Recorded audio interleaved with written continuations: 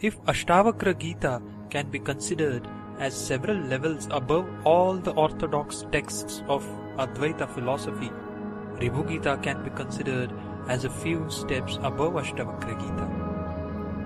Ribhu Gita is almost unknown in most parts of India and practically in the entire West. Initially, it exhorts a person to meditate, I am that. I am the Brahman. I am the consciousness. It is the truth that the Brahman alone is all. It goes on to say, in due course, leave off that remembrance of Brahman also. Leave off all this renunciation of Brahman and any differentiation between I and self also. Envelop yourself with the self alone and remain as your own self. To interpret it properly and to practice it is not an easy task, as this is a leap beyond the meditation of Brahman. It is told in the edition from Ramanashramam, is there a book while reading which the reader feels increasingly drawn towards his own self, even if it is the very first spiritual book that he reads? The book which you are now holding in your hand is certainly one such. It was the Tamil version of Ribhu Gita by Bhikshu Shastri which was brought to light before the limited devotees of the ashramam by Bhagavan Ramana himself, and its language and rhyme are inimitable and extremely attractive. Bhagavan Ramana stressed that even if one does not understand it, a mere reading of it again and again or daily is highly beneficial. The original Sanskrit version was lying for a long time, perhaps as a manuscript, in the Saraswati Mahal library of Thanjavur, and it was brought out by them in print a number of years back. Sri Ramana Ashramam has done a good service by getting this book published with English translation. I am sure that this small book on sadhanas will induce at least a few people to read the original book and reap immeasurable benefit. In most of the chapters it is mentioned that the one who reads or listens to that chapter becomes the Brahman itself. Swami Shantananda Puri.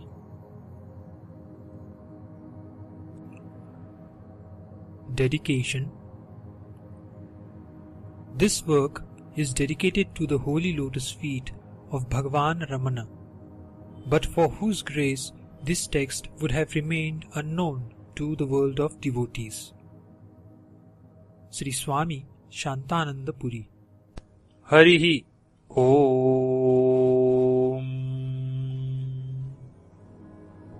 Sri Ganeshaya Namaha, Shri Saraswatyai Namaha, Shri Sadguru Charanapadakamalar Vindabhyam Namaha.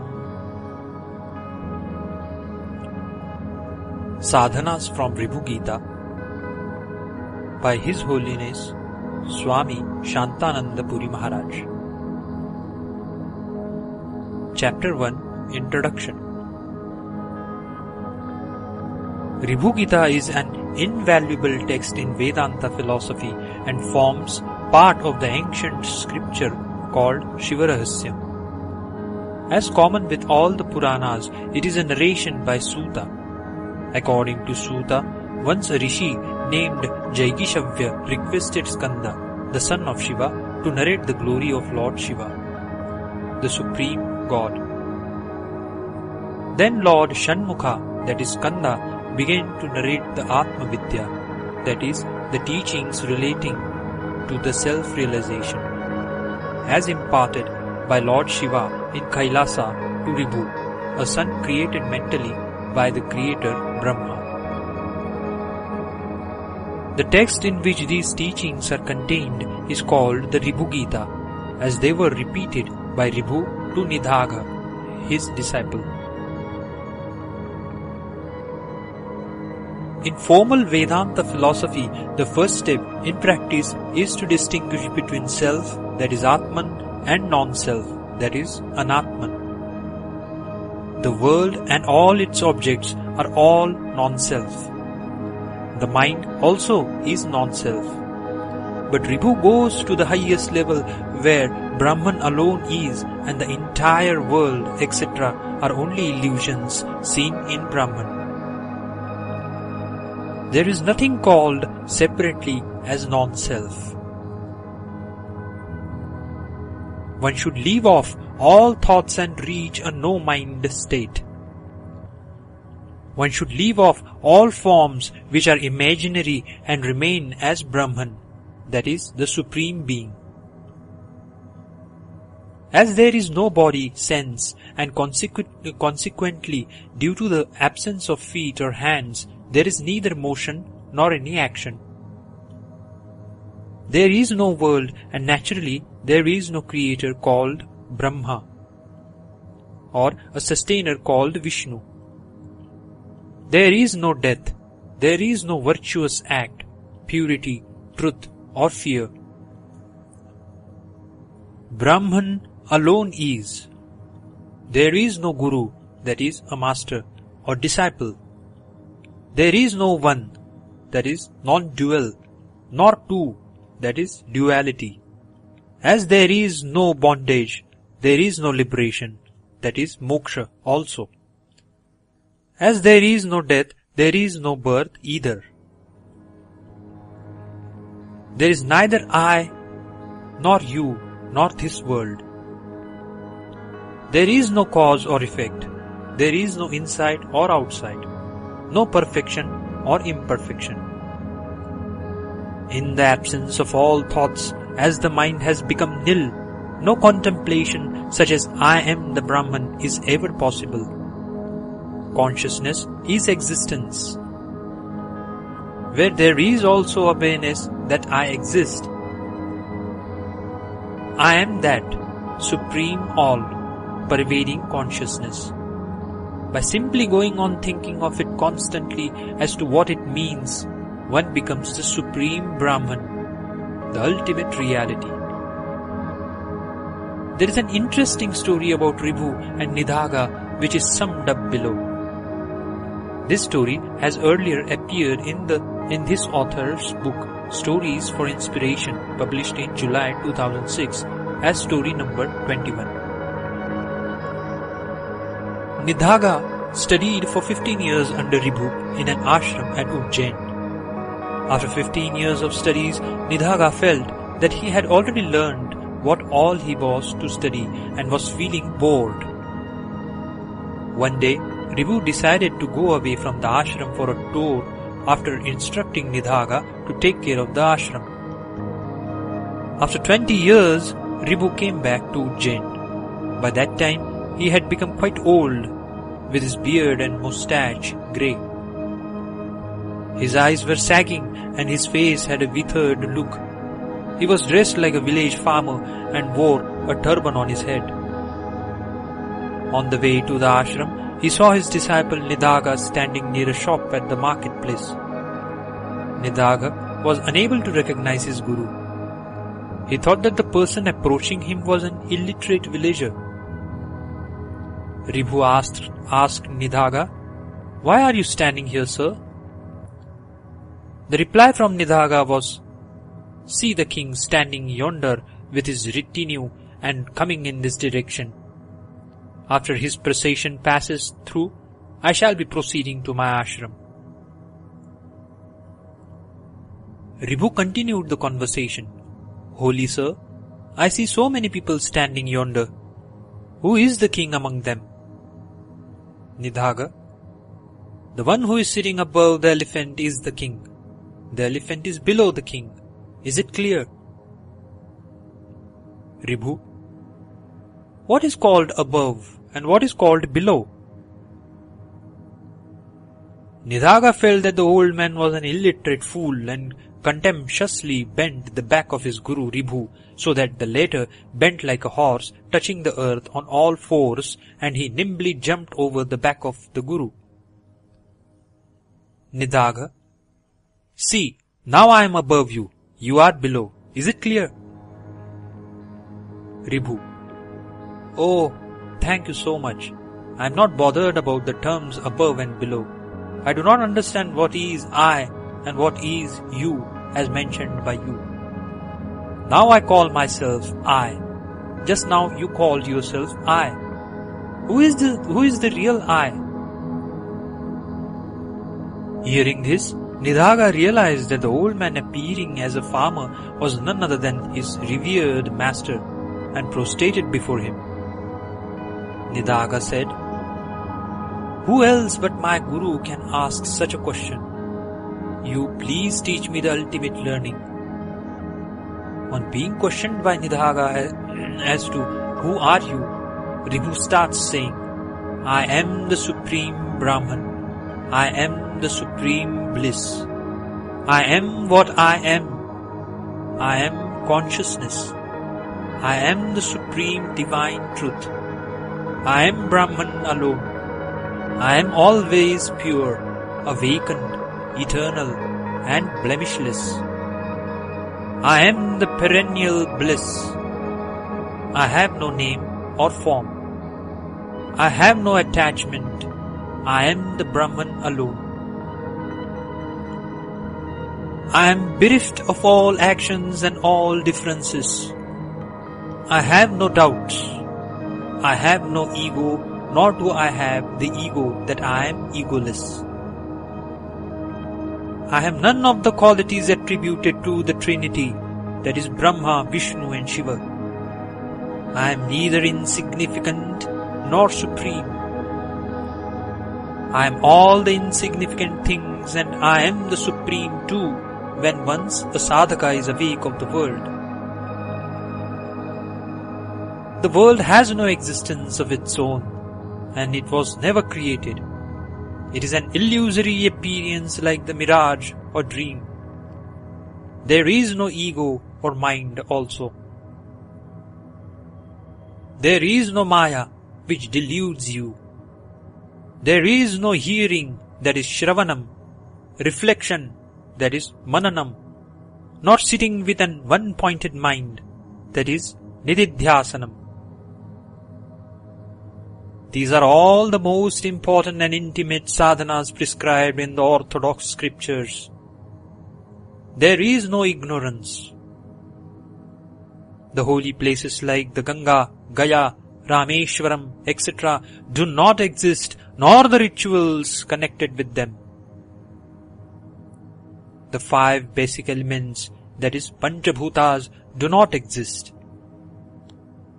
There is only Brahman. We should remember that Ribhu Gita is meant for advanced and mature souls. For other people, all the things negated by Ribhu Gita do exist in a relative way. That is, Vyavaharika Satyam.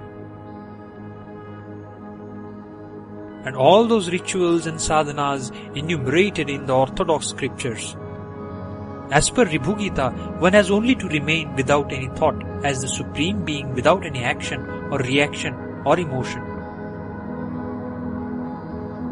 This is the highest stage of sadhana. Those who tread this path get out of the Maya and attain liberation. All the rituals are illusory. The worlds like Kailasa, Vaikuntha, heaven and hell are all illusory.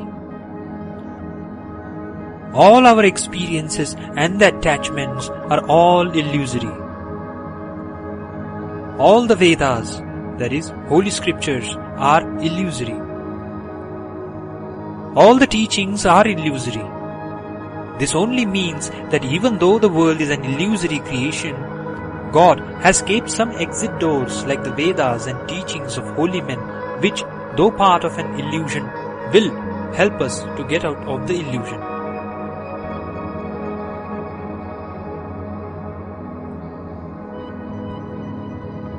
All the wealth, all worldly objects, and Guru, that is Master, are all illusory.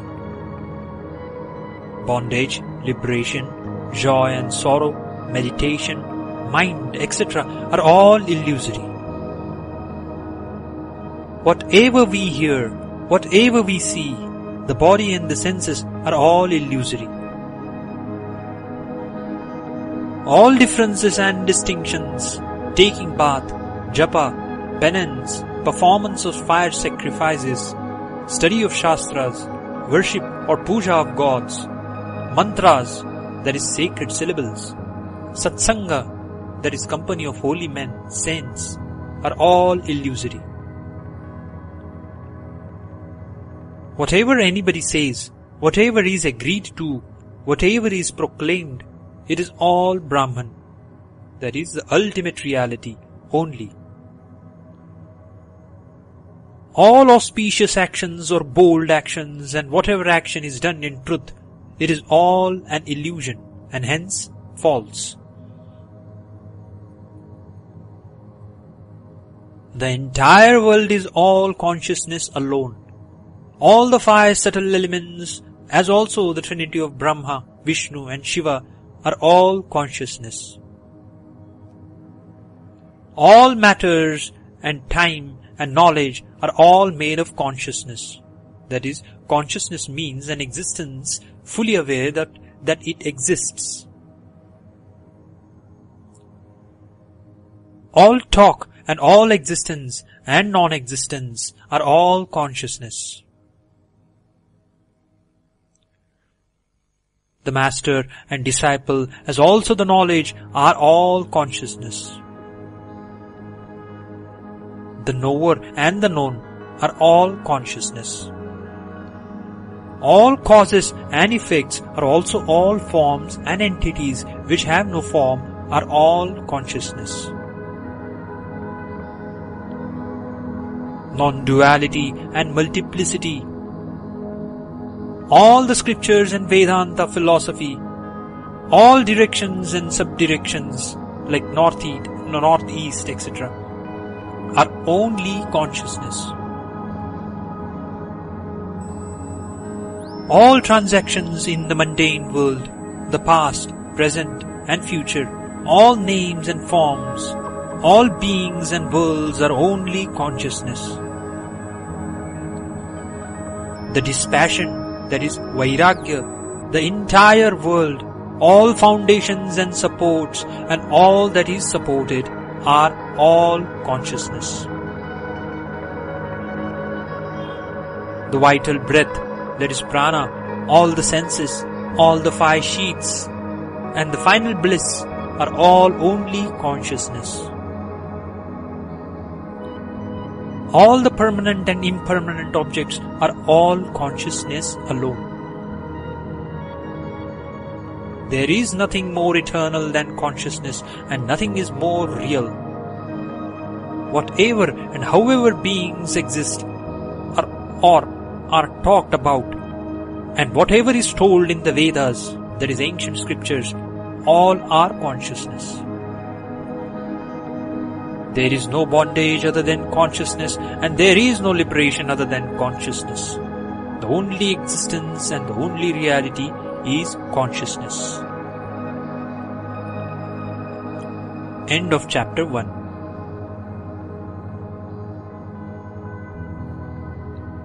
Chapter 2. Description of the Atman, that is self, and the world being a void, etc.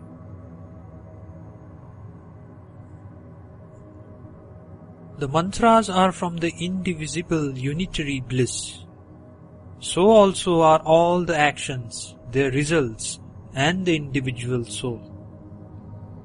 The earth, water, and the space are all the indivisible unitary bliss. That is the Brahman.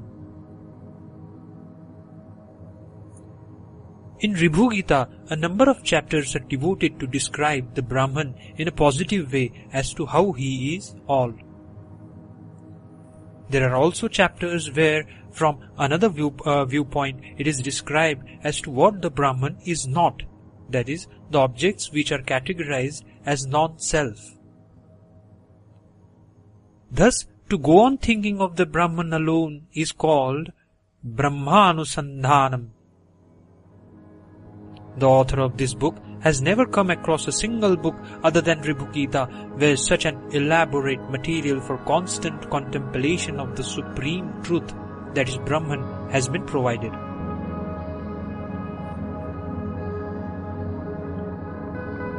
All the sciences like Tarka, Mimamsa, Vedas, the Brahman, all the vows undertaken are all only the indivisible unitary bliss. Brahma, that is the creator, Vishnu and Shiva, and all the gods are all the indivisible unitary bliss. The self, the master, that is Guru, the body, the mind, happiness, knowledge, the transcendental one, the ego, all that is gross and all that is subtle, the people in short, all are one from the indivisible unitary bliss.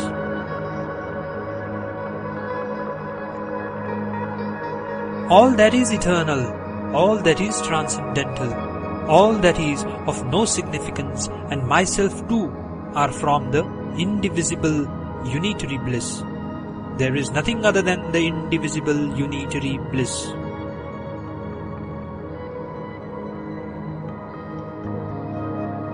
All that is gross or subtle, all the people and all the multiplicity are all from the indivisible unitary bliss. From the smallest atom to the all-pervasive Vishnu is all from indivisible unitary bliss. You are also from that only. The knowledge and all that is merged is from the indivisible unitary bliss. All the devotees, the husband, the mother, the cosmic form of the Lord, the body, the head, the nose, all that is perfect, the divine nectar, the ears and the nose, Shiva, all the men, friends, relatives, the king and the city are all from the indivisible unitary bliss.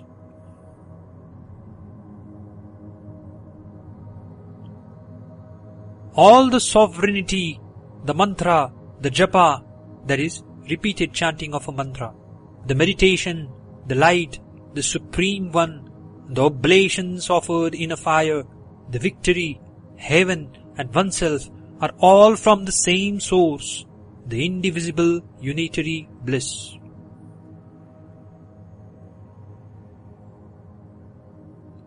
There is nothing else other than this, the indivisible unitary bliss. I am the transcendent. I am the light and the source of all. I am the master, that is Guru, in all forms. I am in all forms. I am that. I am pure. I am full and prosperous. I am transcendental. Just I am. I am the knower, truth, blemishless, the experiential knowledge, common and special. I am all. I am pure, bereft of unhappiness, consciousness, equal with all, bereft of honor or dishonor, devoid of all attributes.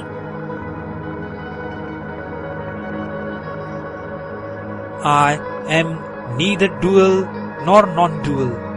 I am not subject to the pair of opposites like heat and cold. I am beyond being and non-being. I am the auspicious and the mind. I am bereft of any equal or unequal, as there is nobody else besides me. I am always there. I am beyond being and non-being. I have no thoughts. I do not exist as I. I have no body sense. I have no support. I am not also without any support. I have no bondage or liberation. I am that attributeless Brahman. I am of the form of all self-inquiry. I have no thoughts. I am the letter A and the letter U, that is, the first two letters of Om or Om. I am always happy. I am all perfect. I am more perfect than perfection itself. I am the highest truth, namely Para-Brahman. Even though I have no eyes, I am the seer of the entire world. I am fully mature and awakened. I am always content. I have no senses, but I help in all actions. I am always accessible easily. I am always in joy. There is nothing external which will make me joyful. I am the reward of all types of silence, that is, silence of the lips, silence of the mind, etc. I am always of the form of consciousness. Even though I possess nothing, there is nothing which causes me the slightest unhappiness. There is no knot of self and non-self in my heart. Starting from the heart, I pervade all. I am not subject to the 6 types of changes, that is, birth, death, growth, depletion, etc. I am free of the 6 natural enemies called lust, anger, greed, etc. I am the innermost among the innermost. I am beyond space and time. Space is my only clothing. I am freed from and is not. I am of the form of all awareness. I am existence, knowledge, bliss. I am indivisible. I am of the form of cosmic mind, but the cosmos or world is not in me. I am of all kinds of forms. Existence never leaves me. I am beyond the 3 categories of time, namely the past, present, and the future.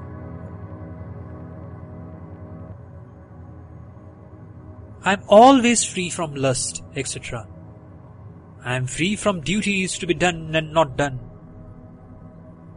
I have no attributes. I have no liberation to look forward to.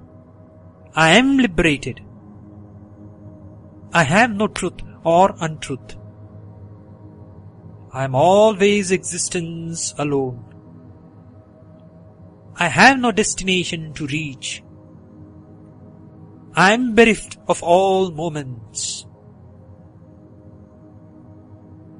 I am always peaceful. This is all my own experience.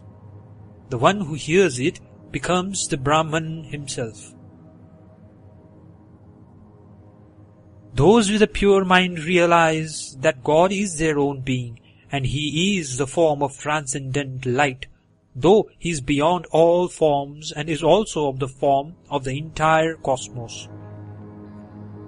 Those who think that God is different from us and that one God is different from another God will be subject to all efforts by following the scriptural injunctions relating to caste and creed. They will have no peace of mind, and being involved in the enjoyment of the objects of the world will be beset by unhappiness and miseries. End of Chapter 2. Chapter 3. The world is all void. The entire world, all the basic elements of which it is made, and the mind, intellect, ego, etc. are all only an appearance and have no real existence, like the horns of a hare. Similarly, destruction, birth, truth, the world, virtue, sin, success, delusion, lust and anger, greed, attachment, fortitude, and the instructions of a master to disciple are all false and have no real existence of their own. There is no I or you or the world. There is no beginning, end or middle. The past, present and future have no real existence like the horns of a hare. All the three bodies, the gross, subtle and causal, and whatever is seen are all unreal. The enjoyer, the objects of enjoyment, the control of mind, self-inquiry, contentment, the do's and don'ts of disciplines, all movements, the ears, the eyes, the body, inertia, the gods like Vishnu and Shiva, the longing for liberation are all unreal like the horns of a hare.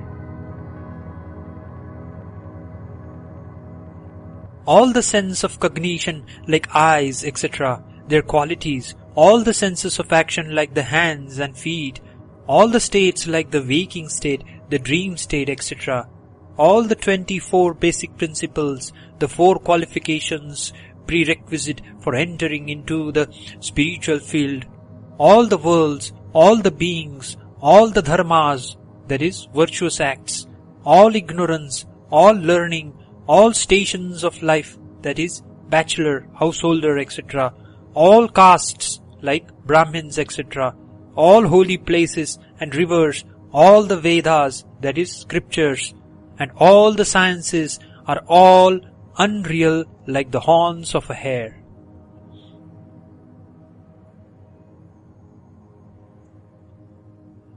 All bondage, all types of liberation, that is of the Vaishnavas, etc., all knowledge, all periods of time, all instructions, all the existence, all actions, all the company of holy men, all duality, all cognition of non-existence are all false and unreal like the horns of a hare.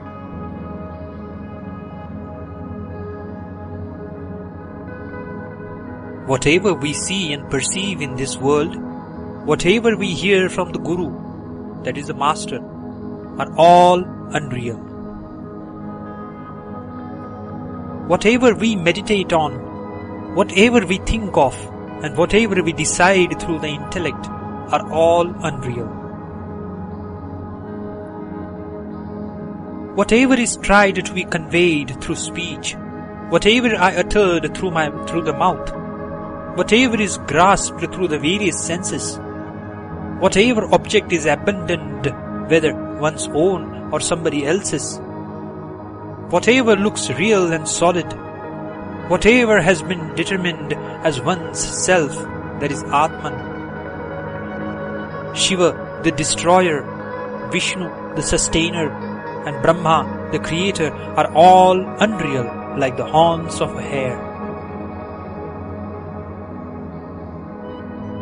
Whatever is called the Jiva, that is the individual soul, or the Sansara, that is the mundane world, whatever is told in Puranas, in the Vedas and the Upanishads, that is the philosophy part of the Vedas, are all unreal and illusory like the horns of a hare. Whoever reads this portion and hears the secret instruction will become the Brahman himself. All knowledge pertaining to the three bodies, including the causal, is all false, and it was never real at any time. The conclusion that I am the body constitutes the world.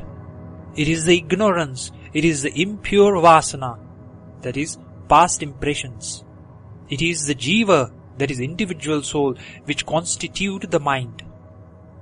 In other words, it is the ignorance that has assumed all these forms like mind, jiva, etc. The idea that I am the body is the limiting adjunct, causing all unhappiness and miseries, constitutes death, is inauspicious, the greatest sin, and constitutes all defeats. It is the greatest disease, it is the great delusion, it is that which leads to the world being wrongly considered as real. It is the mind which has become the samsara, that is, the world of relationships. Whatever little gives unhappiness by just thinking of it, whatever little of the world we think of, whatever little desire or impurity we think of, whatever little sin we think of, is all considered as a great disease. Whatever little thought there is, it is called the great delusion. It is also categorized as one of the three miseries, that is, personal, interpersonal, and due to an act of God. Whatever little is thought of being done is all lust and anger. Whatever little is being done is all unhappiness, is all relationship, a great delusion where the world is considered as real. Whatever little is thought of is a great defeat. Represent three periods of time, that is past, present and future, the various forms, the great world. Whatever little we think of is untruth and represents a non-existing world. It is the mind which forms the entire world, and the mind is the greatest enemy of us. It is the mind which becomes the mundane world, the three worlds, the great unhappiness, and also the old age. Mind is the time, impurity, thought, and the individual soul.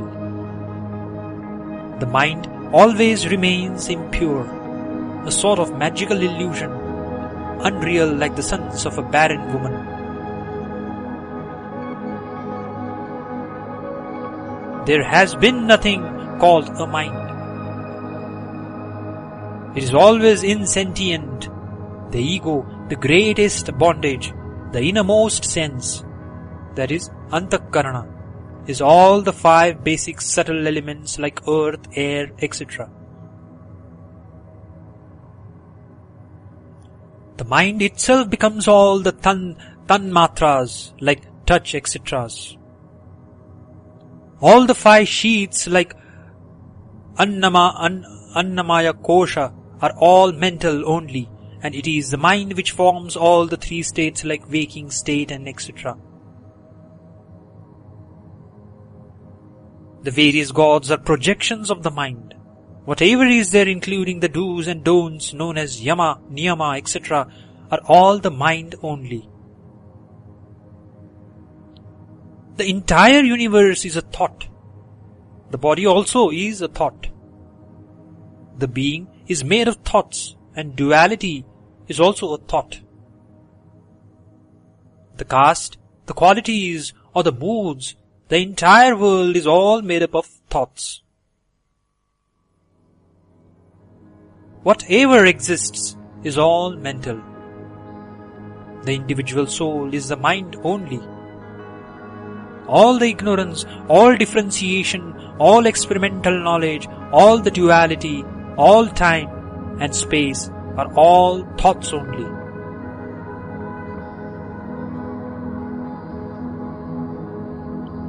This body is a thought, so also is the vital breath, that is prana. The contemplation and listening, the heaven and hell, the consciousness, the self-remembrance, the contemplation of the ultimate truth, the Brahman, are all only thoughts.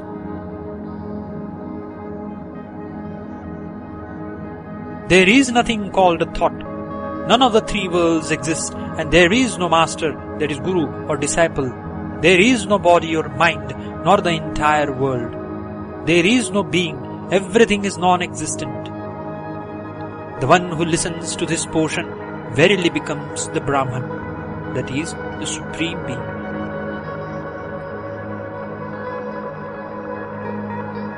The peace of mind and the renunciation attained by the Vedantic knowledge, or the faith and love for the holy feet of Lord Shiva, shaking off the bondage of repeated births and deaths, comprising also of wife, husband and sons, can never be achieved by any amount of logical arguments or scholarship.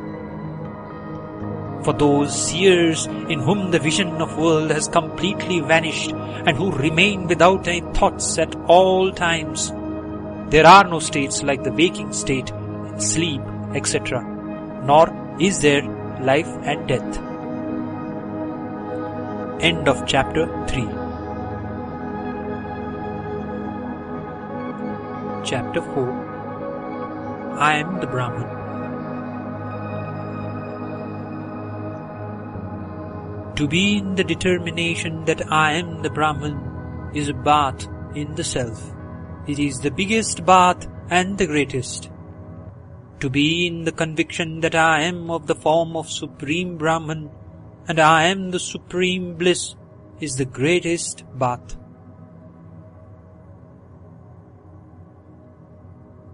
I am only the ultimate knowledge, the Supreme One, of the form of peace, absolute, blemishless, eternal and permanent. I am only the Brahman.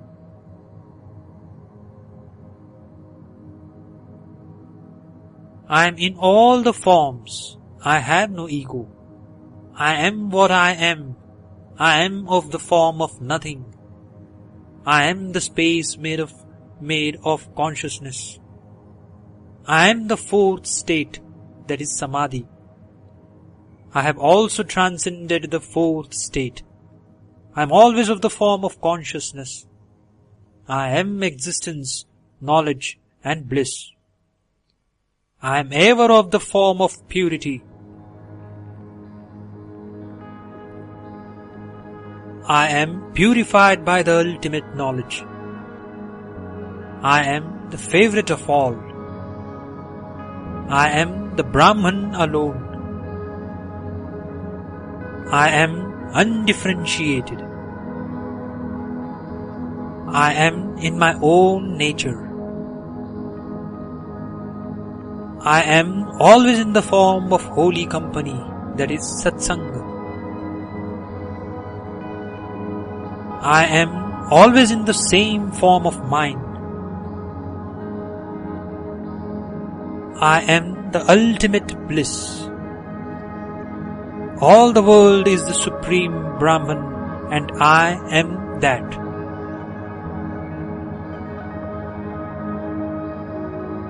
I am in a form which is never limited. I am the infinite bliss. I am of the form of real happiness. I am consciousness and the transcendental bliss. All the world is the Supreme Brahman. I am of the form of bliss ever emanating from the Brahman. I am only the Self, that is Atman. I am the Self full of bliss. This world is the Supreme Brahman. I am only the Brahman. I am of the form of light emanating from the Atma.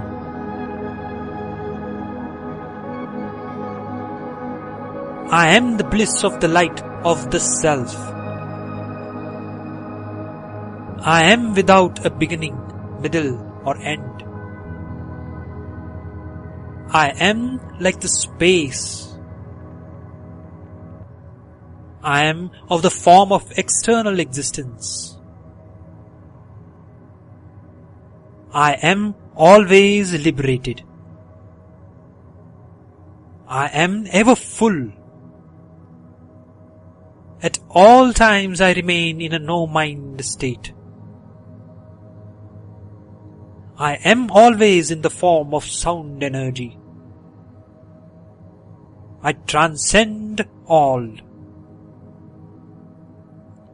I transcend all forms. I am like infinite space. I am the substratum of all. I am always a mass of consciousness. I am only the Brahman. I have neither any body sense nor have a mind. I have no thought of the body.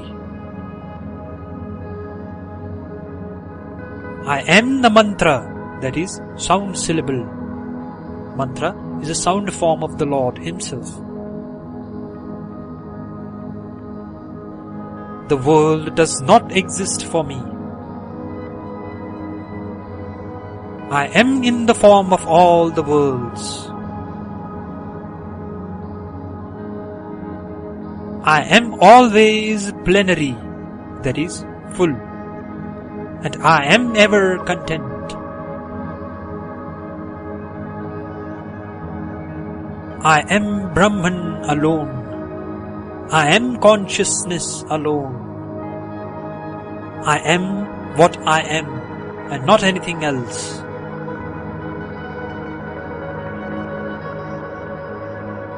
I am the great self and not anything else. I am the great self and I am the refuge. I am the great void. This is the best mantra to be chanted. I only shine as other things, as also as body. I also shine as the disciple, as also as the three worlds. It is I who am beyond all three periods of time and also worshipped by the Vedas. It is I who am defined in the scriptures and I dwell in the mind.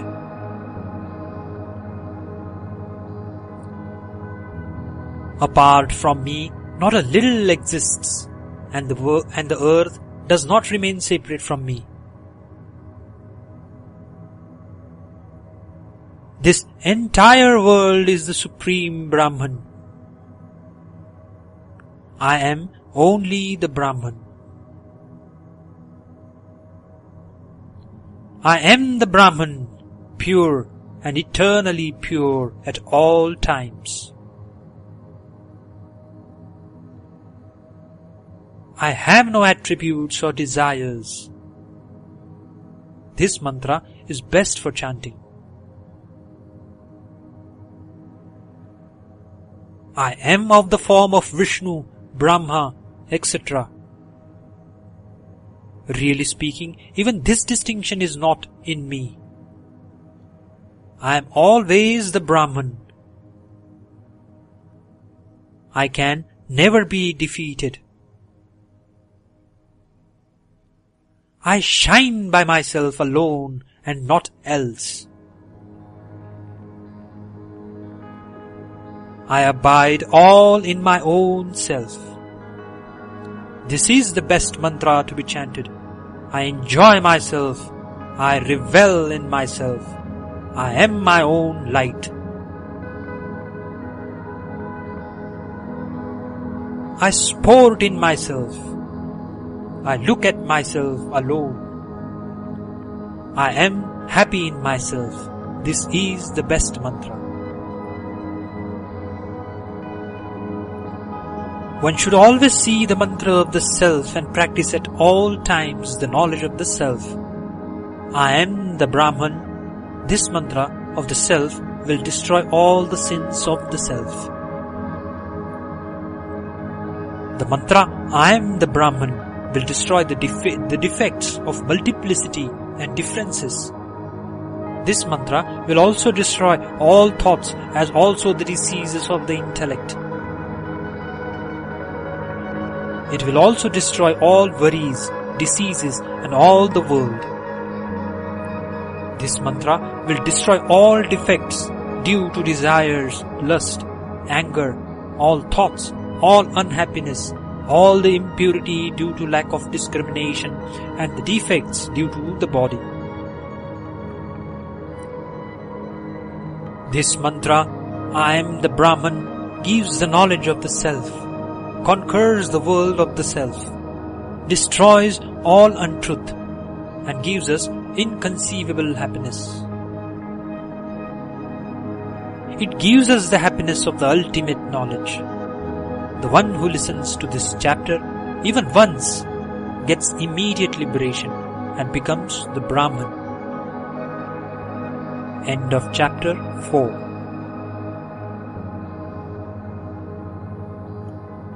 Chapter 5. A fire sacrifice to please the Brahman or the self. The universe has never existed, nor does it exist now. There is no such word as this which is supposed to denote the world. The Brahman alone, which is ever perfect, exists. To remain established in this idea alone is fire sacrifice to please the Brahman, called Brahma Tarpanam. I am the Brahman with form. I am also the formless one called Satchidananda. I am a mass of bliss. I am the entire void. I am both the eternal and impermanent objects. This is Brahma Tarpanam. I am the infinite space of consciousness. I am the Atman, that is the Self. I am always content with myself. I do not need anything else. This is Brahma Tarpanam. I am subtler than the space. I am totally non-existent, existent. I give light and reveal all objects. This is Brahma Tarpanam. I am not any of these things of the world, however small they may be. I am the grand ultimate silence. I am the pure moksha or liberation. There is nothing but Brahman. So all the world is Brahman only. I am only in the form of the world. I am pure awareness.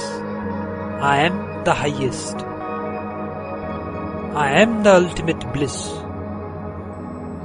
This is all Brahma Tarpanam. I am Brahman alone. As no objects exist apart from me, I am not a witness. This is all Brahma Tarpanam. I am all the names. I am the state free of delusion. I do not have any senses like the eye, ear, legs, etc. I am bereft of both bondage and liberation. I am beyond the scope of speech as I do not possess speech or mind. I am of the form of consciousness and bliss. I am perfect everywhere I am the happiness at all places. Nobody can conceive of my real nature, of my real form. I am of the form of contentment and all bliss. I am the void. I am always in my own nature and in supreme bliss. I am alone, I am liberated, and have transcended all forms of silence. I am always of the form of existence. I am called the fourth state, that is, waking, sleep, and dream being the first three states. I am also of the form which has transcended even the fourth state. I am undifferentiated. I am unborn, free of all desires and blemishes. I am of the form of the experiential knowledge of the Brahman. This is all Brahmatarpanam. Now the daily fire sacrifice called Nitya Homa is to be narrated.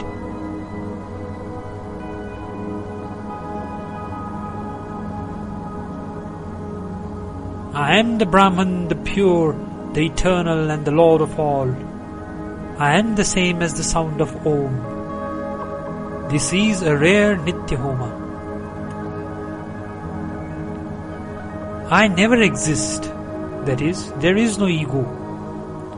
So there is no question of saying even I am that. I am devoid of any activity. I do not do any shravanam, that is listening, mananam, that is reflection, and nididhyasanam, that is one-pointed absorption. These three are the three intimate sadhanas prescribed for every seeker. I have no paths, I have no light, I have no intellect or any differentiation. This is the rare Nitya Homa. I am not of the form of the three bodies, that is, gross, subtle and causal. I am not of the form of waking or dream states. The mind, intellect or the ego are all unreal. All the three periods of time, past, present and future, are all unreal. All the three modes, sattva guna, that is light and harmony, rajoguna, that is activity and aggressiveness, and tamoguna, that is procrastination and sloth and laziness, are all false. Whatever we have heard or have known are all false. All the principles constituting the world are all unreal. This is the rarest daily Homa. All the various forms, all the various colors, and all the various castes or species are all unreal.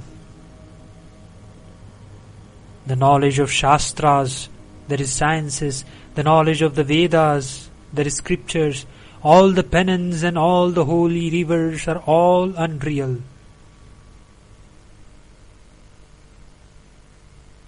All the achievements in this world and the happiness we get out of them and all actions are unreal.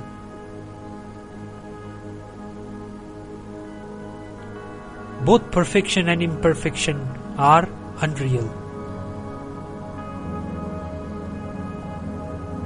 Both joy and sorrow are unreal. All and void are both unreal. Both sin and merit are unreal. Profit and loss are unreal. This body has always been unreal. The conquest and pride are false. doubts and determined conclusions are false.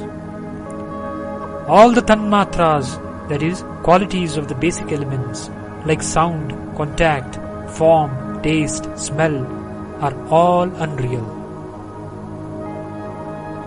All the past and future are all unreal. The nature is unreal. All creations are unreal. This is Nitya Homa. I, you, and this world, and anything in between are all unreal. Shiva, the Supreme Lord, is attainable by meditation only. He can be realized only by the instructions from the Guru, by those who are engaged in yogic practices, that is, for control of the mind, and who are full of devotion to the goal, that is, to the Supreme Lord. Here ends Chapter 5. Chapter 6. The attributes of a Jivan Mukta, that is, one who is liberated while alive. The Jivan Mukta is one who is always established in the knowledge of the Self alone. He remains as the Self who is all consciousness, that is, in the awareness of his existence alone, that is, Chaitanya. I am the Self who is all consciousness. I am the Supreme Self bereft of all modes. The one who has such a conviction is a Jivan Mukta. I am the Brahman who transcends all the three bodies. I am all consciousness. The one who remains full of bliss with the conviction as stated above is a Jivan Mukta. The one who has no body sense but has the unshakable conviction that he is the Brahman and who is full of the supreme bliss is a Jivan Mukta. The one who has no ego but remains in the universal awareness, full of the supreme bliss and reveling in his own bliss, is a Jivan Mukta. One who is convinced that he is only consciousness, with self-awareness as his only form, and does not recollect anything else, is a Jivan Mukta.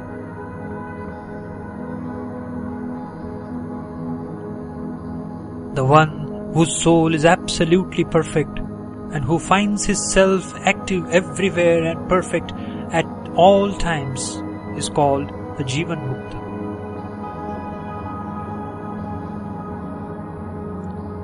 One whose self is pure and all alone, bereft of all attachment and always pleased with its eternal bliss, is called a Jivan Mukta.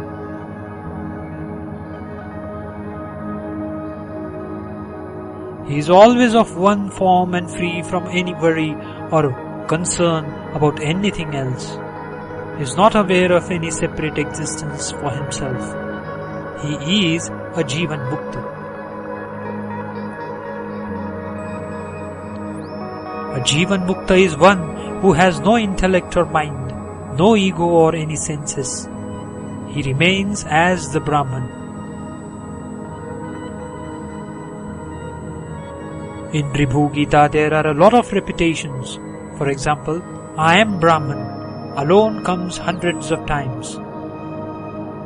As an idea that we are mortals with limited capacity has been ingrained in us as deep vasana from birth. In order to remove that idea and reaffirm ourselves with the fact that we are the universal totality, that is Brahman, and not an individual, it has to be repeatedly drilled into us several times. Any number of such repetitions is never too much.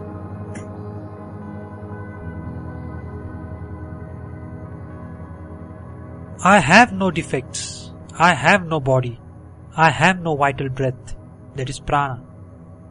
I am not under any maya, that is illusion. I have no desires or anger, no desire nor lust, no bondage, and I have no world. I am the eternal entity who is always in bliss. A person who has such convictions is a Jivan Mukta. I have no senses of perception like the eye, the ears, etc. None of these things is mine. Nothing belongs to me. Thus, one who remains only as the Brahman is a Jivan Mukta. I see no time, space or object, status, bath or food. There is no place of pilgrimage, no God, no birth, no knowledge, no position. The one who is thus established in his self is a Jivan Mukta. I have no virtue or sin, no auspiciousness or inauspiciousness, no world at all. Such a person is called a Jivan Mukta. I have no qualities of the 5 basic elements like sound, touch, form, etc. I am not an individual soul, that is, Jiva. I have nothing to do with moksha. I am not subject to Vedas, that is, scriptures, or its injunctions. I have no guru or disciples. I have no instructions or teachings. I do not have any valuable object. I have no Brahma or Vishnu or Shiva or the sun. I have no karma. I have no lineage. I am convinced. I have no goal. I have no meditation. Neither cold nor heat affects me. I do not do any japa. I have no fear. I have no greed, no appetite. As I am everywhere, there is no front, nor back, nor upwards. I have nothing to say, to hear, to think, to enjoy, or to remember.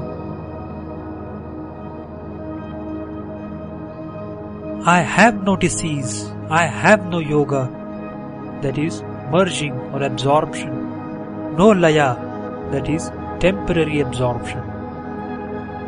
I never grow or deteriorate. There is no superimposition on me. Such a one who can say like this is a Jivan Mukta. I have no flesh, no body, no fat, no excreta, no compassion, no anxiety, no form, no delusion, no secrets, nothing to be removed, nothing to be accepted, no fate, no destiny, no vows, no grief, no knower, knowledge or known. The one who is established in the conviction that nothing is mine is a Jivan Mukta.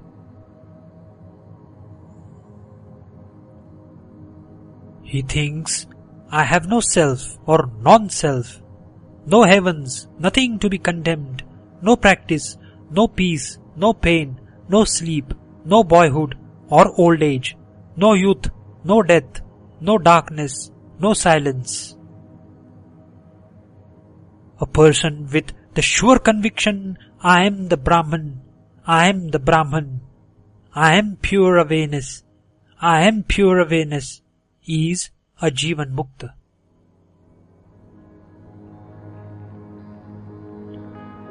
The one who sees himself and is established in his self and manifests from one's self is a Jivan Mukta. He is the Lord of himself. He is always in his own nature or form. Only a person who is provided with the boat of undifferentiated knowledge as a result of worship of the Lord, that is Ishvara, performed as per the injunctions of scriptures, will be able to cross the ocean of samsara. Here ends chapter 6. Chapter 7. liberation from the body, that is, Videha Mukti. Some scholars speak of a category of persons who is above Jivan Mukta, called Videha Mukta. This is a matter of controversy. Adi Shankara in his Viveka Chudamani and Sri Vidyaranya in his Jivan Mukti Viveka have not mentioned any category above Jivan Mukta. In Ribhu Gita also, the characteristics of both are almost the same, and there are no broad and recognizable distinguishing features. This is almost like dividing a Jivan Mukta into four categories like Brahmavid, that is knower of Brahman, Brahmavidvara, that is better knower of Brahman, Brahmavidvarinya, that is still better knower of Brahman, and Brahmavidvarishta, that is best knower of Brahman. Based on various sadhanas adapted and the prarabdha.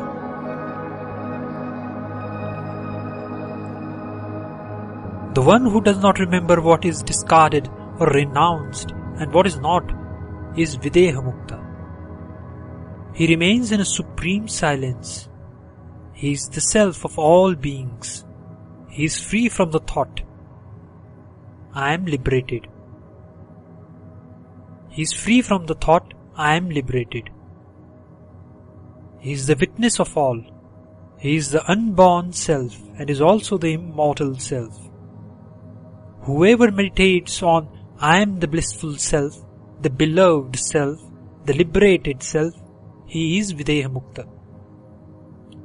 The one who does not think I am the Brahman, I am the awareness, but is just rooted in his awareness of the self, he is a Videha Mukta.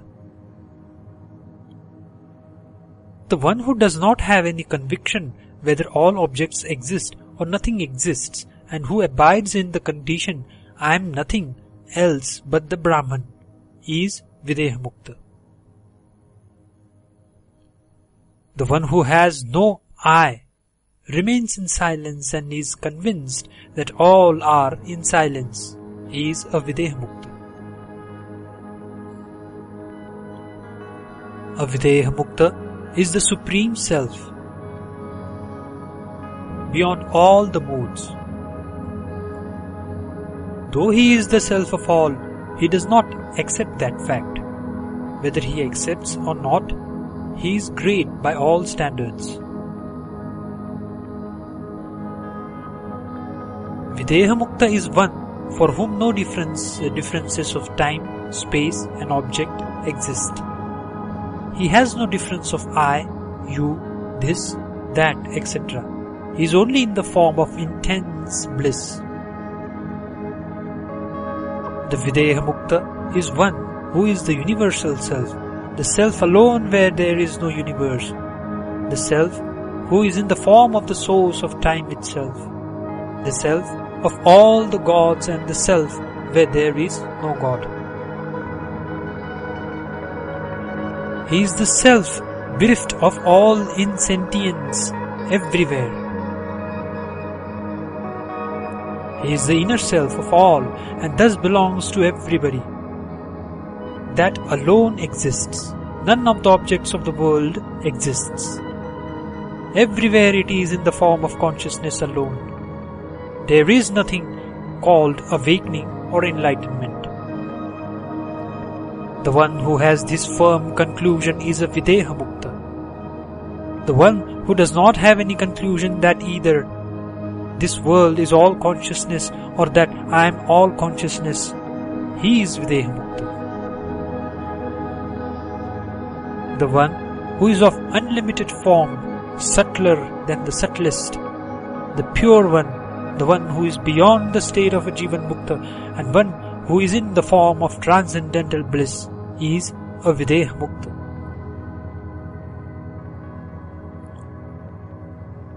The one who has concluded that I am the Brahman and the world is not separate from me is a Jivan Mukta, is a Videha Mukta. He does not have even a name, that is, as all names have been imagined. He is the self of all. He is formless. He is not an atheist who does not accept the authenticity of the scriptures. His self is nothing but the Supreme Being. He is Videha Mukta. His mind remains peaceful and unagitated, whether in bondage or liberation. He is the self of all.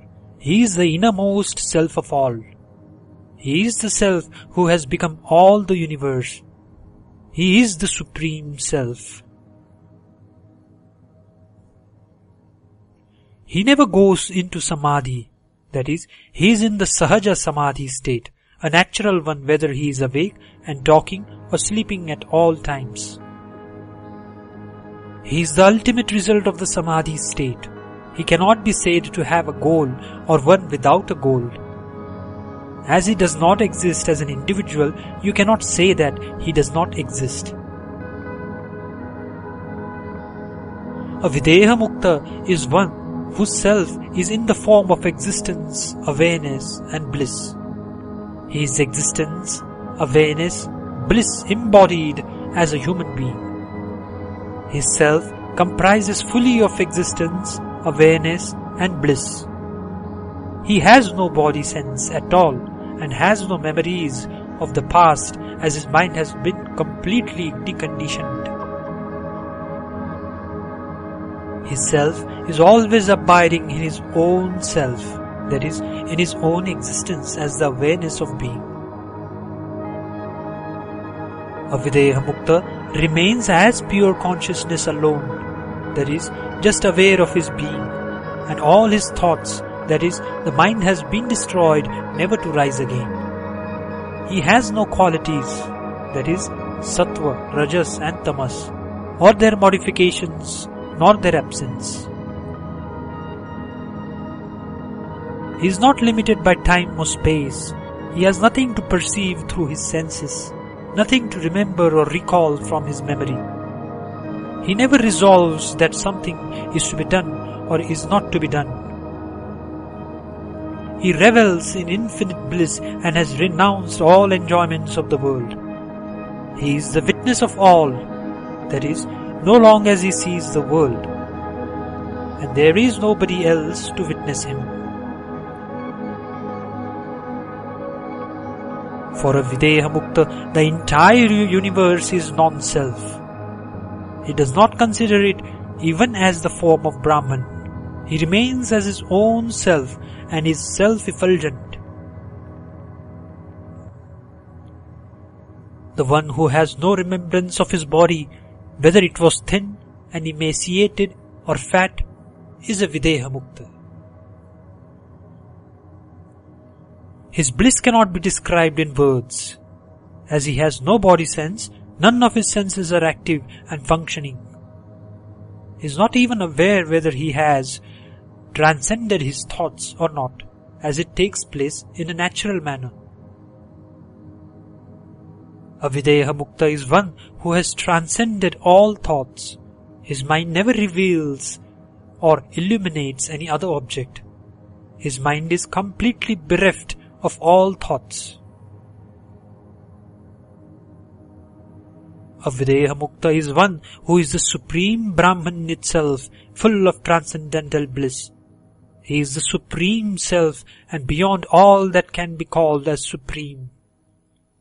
Nobody can ever see or understand his internal form or external form. He is the essence of all Vedanta philosophy.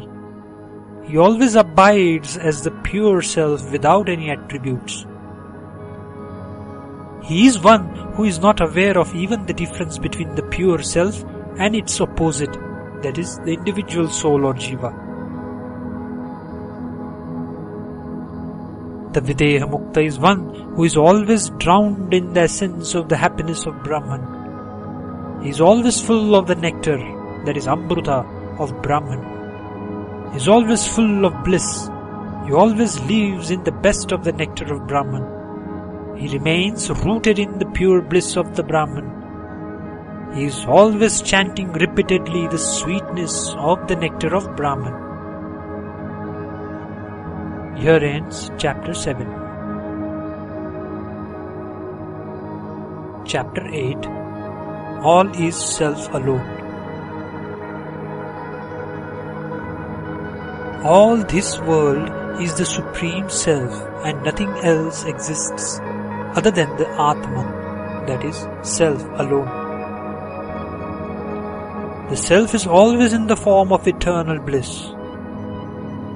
It is of perfect nature and is not lacking anything. It is holy and eternal. Its form never undergoes any change. It is pure.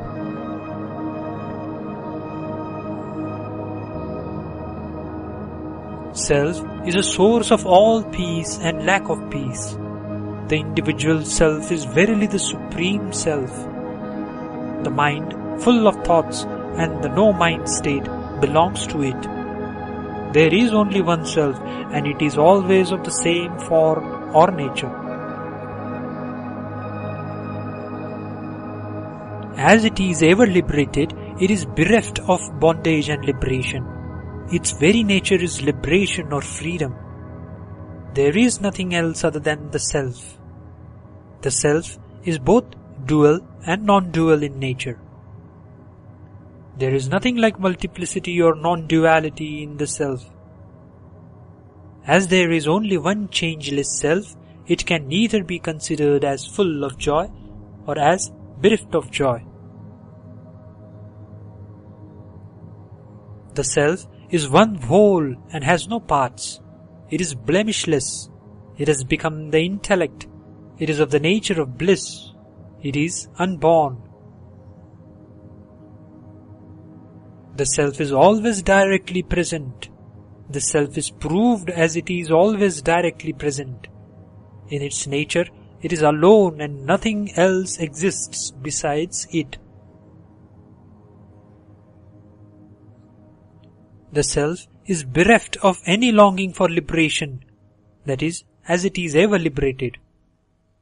It is in the form of the sound, that is, refers to Om. It is in the form of control of all the senses. It is withdrawn at all times from the senses as it has no senses, and there are no worldly objects apart from the Self. As Self alone is, and as there is no sheath covering it, the various sheaths like matter, that is Annamaya, vital breath, the mental sheath, the intellect, and the sheath of bliss do not exist. They are all imagined for sadhana, that is, practice purposes. Similarly, there is no undifferentiated samadhi state or differentiated samadhi state, nor is there any other samadhi by concentrating on the sound of Om, that is, which is nearest to the ultimate truth. There are no three types of bodies to be transcended, namely the gross, the subtle, and the causal. These are again imaginations in order to get rid of the body consciousness.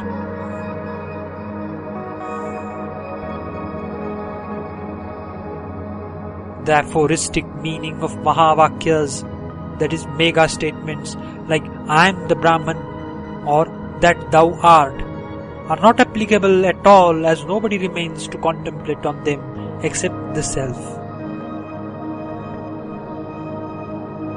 The various states like the deep sleep and the dream do not apply to the pure Self. As it is pure and an everlasting consciousness, it is bereft of all thoughts. It is bereft of the triad, namely the knower, the known, and the knowledge. The past and the future are contained in the Self. It is imperishable and is of the form of consciousness. It has neither the beginning nor the middle. It is the one Self which appears as many. Words stop in the Self, and the Self is their limit. The bliss we get by whatever is indicated through words is all due to the Self.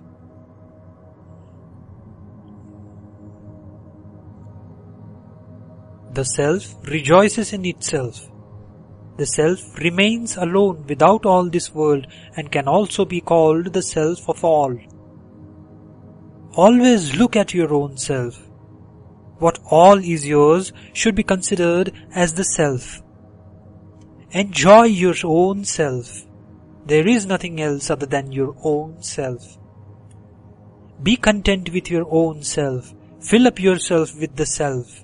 Consider yourself as nothing but ashish, that is, as there is no you. One should praise the self at all times. Always nourish yourself. Always desire for the self. Worship the self always.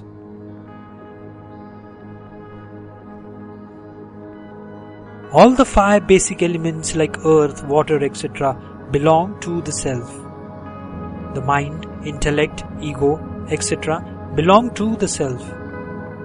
The mantra, that is sacred syllable, its chanting and this world all belongs to the self. All the qualities of basic elements, namely smell, sound, etc., tanmatras, belong to the self. This world, dreams, and one's own sleep belongs to the self. There is nothing else but the Atman. Whatever is seen, that is world and its objects, is all self. All the people belong to the self. Lord Shiva, that is director of disposals and destruction, and Lord Brahma, director of production, are all nothing but the self. The sun, all the sentient objects, meditation and its result all belong to the self. The Guru and the disciple are nothing but the self. Our goal is only the self. All the holy places of pilgrimage are the self. Our fears, anxiety, delusion, greed, learning, anger and directions are all the self. All the secrets, all that is auspicious and pure are all the self. Here it is all the self. There it is all the self. Everywhere it is the self. It is the absolute truth. Even by continuous hearing that all is self, a person gets liberation. Here ends chapter 8. Chapter 9. Bliss of the Self. The universal totality is called Brahman. Everything is like a bulb into which the electricity from the generator, that is akin to Brahman, has entered. This electricity in each bulb may be called as Atman. The electricity in each bulb is nothing but the electricity of the generator. So the Atman, the individual self, is nothing but Brahman, the total, the universal totality. Hence, in the ultimate analysis, there is nothing but the Brahman. The Brahman is nothing but consciousness. Consciousness is the constant awareness of one's being or existence. Every human being not only exists, but is also aware that he exists. This is called Chaitanya or consciousness. Everything is only the self, that is the Atman. The pure self, unqualified by age, gender, caste, profession, etc. It is all non-dual consciousness, that is, a total indivisible, single consciousness, even though it appears that each being has got a separate consciousness. Even Schrödinger, a famous scientist and professor emeritus, has pronounced that consciousness is always in singular and there is no plural for it. If the Atman is to be thought of as a very small entity, say atom-like, the entire world will not amount to an atom even. All thoughts are all consciousness, as they are the thought force of the thinker. Consciousness is the highest state. Its highest measure is through the bliss it can confer. This entire world which is visible is nothing at all. The syllable Om represents the sheer consciousness. Every object is consciousness by itself. The bliss we get out of it is supreme measure. The entire world amounts to nothing. I am the bliss. I am the never-exhaustible awareness. Bliss is its supreme measure. I am the secret Atman who remains intact at all times. I am the master of all masters. I am the foundation for all objects. I am the supreme happiness. I am the transcendental light. I am in the form of all objects. That is, all the objects in the waking state are all my imaginations as much as I become all the objects in my dream. I am the contented self and am the most ancient one. I am always eternal. I am everywhere and am firmly established. I am the Jiva, the individual self. The bliss one gets out of it is its supreme measure. The entire world amounts to nothing. I am the Lord Shiva. I am the goal difficult to reach. I revel all the objects in my light. I am what I am. I am the supreme bliss. I am all consciousness. I am the ultimate conclusion of all the scriptures. I am only consciousness. Nothing else exists other than my form of consciousness. By myself I am nothing. I am the universal totality, that is Brahman, as also appear as the individual self. I am ever pure and ever liberated. I am ever content and blemishless. All the world is the self only. This world, which is created by the mind, that is imagination, is all self only. All the joy is because of self only. The entire Brahman is all consciousness. I am only Brahman. The happiness I get out of it is its supreme measure. The entire visible world is nothing at all. Myself and yourself are both unreal. The entire thought waves are unreal, and the attributes and their absence is all unreal. The mind is unreal. The entire world is only Brahman. All the demons are unreal, and the form of the Lord is also unreal. All the gods like Vishnu and Brahma, as also the entire creation, are all unreal. The Puranas, that is religious mythology, and Dharma Shastras, that is part of scriptures presenting the various compulsory rites for performance, are all unreal too, even though they give the delusion of being real. That is, the doorway out of the hell is in the hell itself. So also, when everything is unreal, then scriptures too are part of unreality, but are meant as an exit door to reality, and thus are very useful. Joy and sorrow, success and failures, bondage and liberation, birth and death, I and you are all unreal. The entire life is a dream drama, while the only reality, namely the Brahman, Atman, remains unchanged without any moment.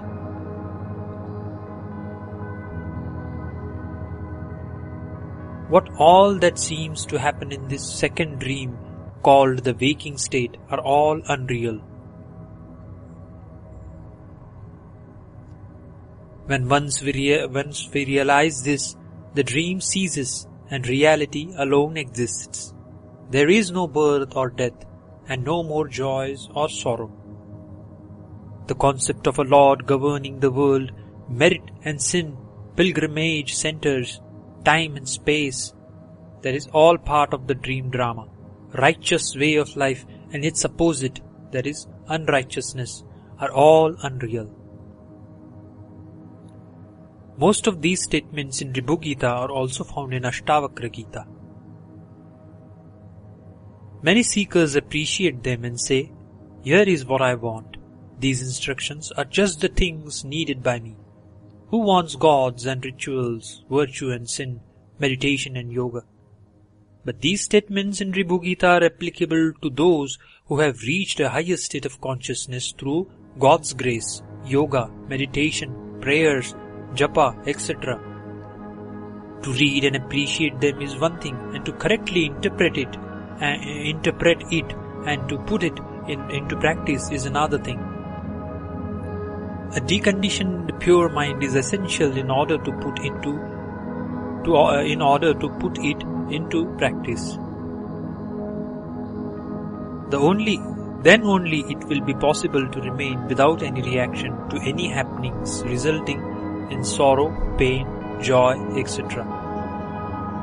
A theoretical knowledge that ultimately all these sadhanas, that is practices, are unreal is also necessary, lest one should continue to remain staying at the unreal exit door without getting out into the vast expanse of reality. The past, present and future are unreal. Both knowledge and ignorance are unreal. There is no world apart from the Atman. There is nothing called non-self at all. Anything other than the self is all unreal, and hence not the truth.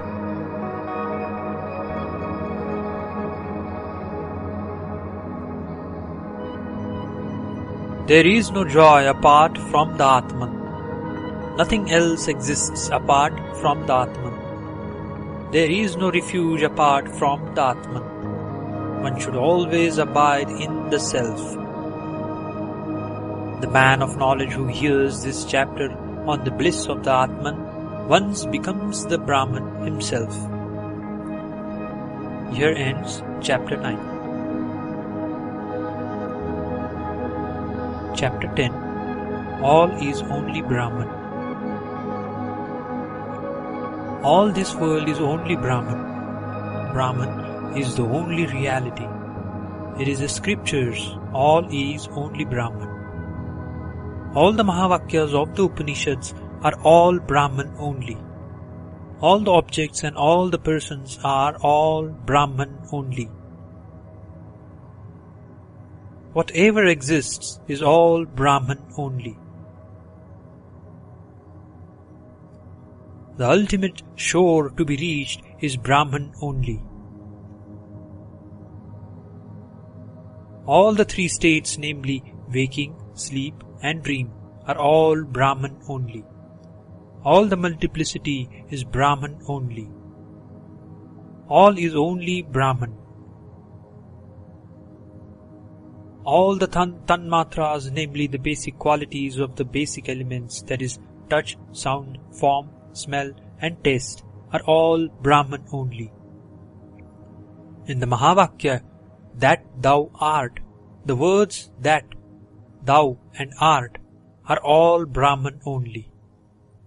The absolute truth as also existence is Brahman only. It is also the fourth state. The individual soul shines like Lord Shiva through the good conditioning of the past. At all times, it remains as if ready to experience hell through the bad conditioning.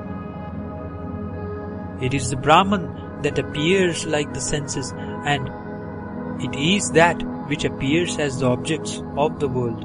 All worldly activity is the Brahman. Everything is Brahman only.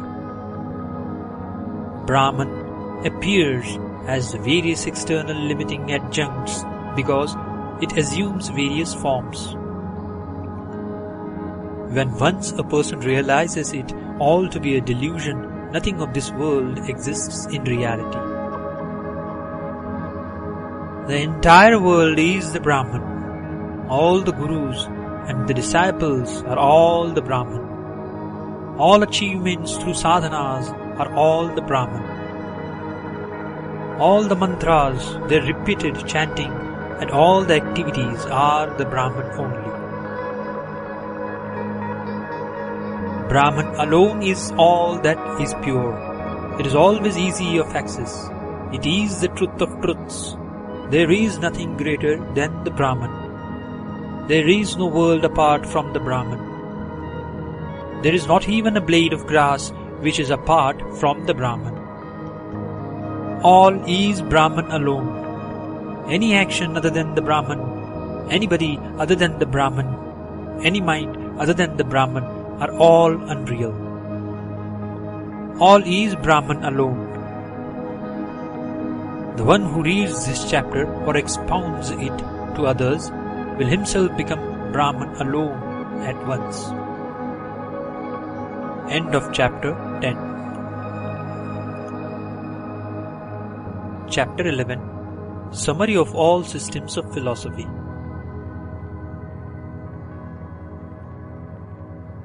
Whatever is seen, spoken, or is experienced in this world, they are all unreal. All the senses of perception and all the senses of action are all unreal too. All the 6 systems of philosophy and all the knowledge are all unreal. The real liberation is to know that I am only existence, the self and the existence, awareness and bliss. All is the light of consciousness only. I am the light of consciousness. I am all and also the light of consciousness. Everything is consciousness only. Myself as also yourself, both are consciousness. The heart is also all consciousness. The sky, the mountain, the water element, the stars, and also all the clouds are also consciousness. The mother is all consciousness. The eye is consciousness, and ear is also consciousness, and is full of bliss. The form of Lord Shiva, as also the idol of Lord Shiva, is all consciousness. All the world is of the form of consciousness. All happiness and unhappiness is all consciousness. The entire universe is consciousness. All the 3 worlds, that is the earth, the interim region of the dead, ancestors, that is Pitraloka, and also the heaven, and the ego are all consciousness. That which transcends the highest is also consciousness. The form of the heart is consciousness. The Lord of the heart is also consciousness. It is consciousness which has taken the form of the divine nectar. Consciousness is the base of all movements. The highest meditation is consciousness. It is also the greatest offering or worship. Yourself and myself are both consciousness. I am the peaceful soul who is everywhere. I am eternally there and am the pure self. I appear as multiple selves and I have no attributes. I am the eternal self and the cause of all. I only existed in the beginning when there was no world. I was also in between. I am the space of consciousness. I illumine and reveal everything else. I am the creator and the protector. I am the self who sports as the world, and I alone am. I am the purport of all Vedas. I am all thoughts. I am the body and also the pure awareness. I have no doubts. I am the immeasurable and incomparable self.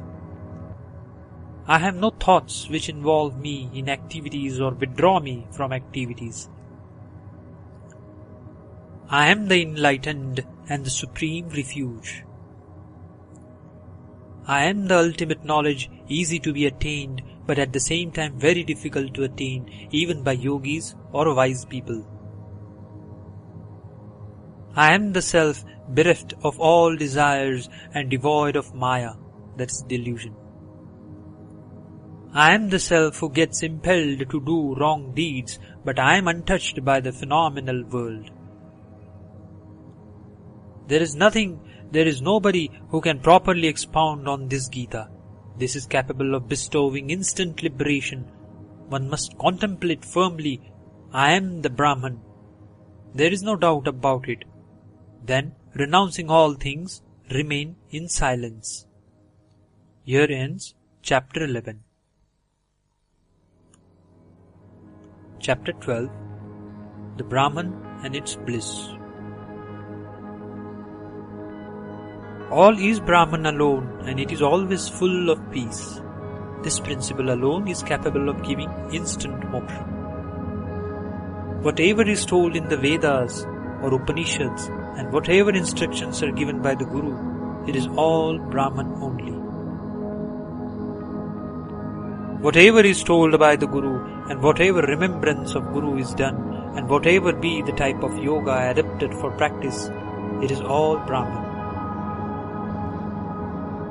Renouncing the mind amounts to a renunciation of all. The renunciation of the ego also is considered as renouncing all things. This sort of renouncing all is the greatest sacrifice and supreme happiness. It is the mind which constitutes the world. It is samsara, that is the phenomenal world. The mind is always the sin. Mind alone forms various concepts. Mind is known as all. Renounce the mind, that is, destroy the mind. I am the space of consciousness, and you are also the same. This entire world is a vast space of consciousness. There is nothing else but the space of consciousness. Self alone is the sustainer of all the worlds. Self alone is the guide and guru of yourself. Self alone shines as multiple entities. The Self alone exists as the Supreme Self. The Self alone is eternal and perfect. I am only the Atman. There is no doubt in it. You and I are the Self. Everything is the Atman alone. I am the ancient being. I am the controller. I am greater than the greatest. I am the Parameshvara. That is Lord Shiva. I involve people in samsara and also take them out of it. I bestow happiness. I am the non-dual happiness itself. There is no reality other than myself. There is no consciousness apart from me. There is no other Brahman apart from me. This is all Brahman only. I am that should be the meditation. All this is told by Lord Shiva himself. Be convinced that this is the truth. Once you are convinced of it, you yourself become the Brahman. I am only the bliss. I have this knowledge only. With all effort, meditate on this, and you will be rid of the world. The entire world has never existed. The world is only a thought. Thought alone has become the world as well as the body. There is nothing called this world or other world. I alone am. I am the pure Brahman. All indeed is Brahman alone. The mind is illusory like the horns of a hare or like the son of a barren woman. Mind alone has become the samsara. Mind is the cycle of birth and death. Mind alone binds us. The mind is like magic. It is only thoughts. Mind is the great sin. I have no ego. That is the sense that I am the body. No sorrow, no defects, no joy, no intellect, no mind, and no body or senses. Being the Brahman alone, I am only myself. I have no attachment, no greed, no praise, no recollection or remembrance. I have nothing to accept or reject. I have no bondage or liberation.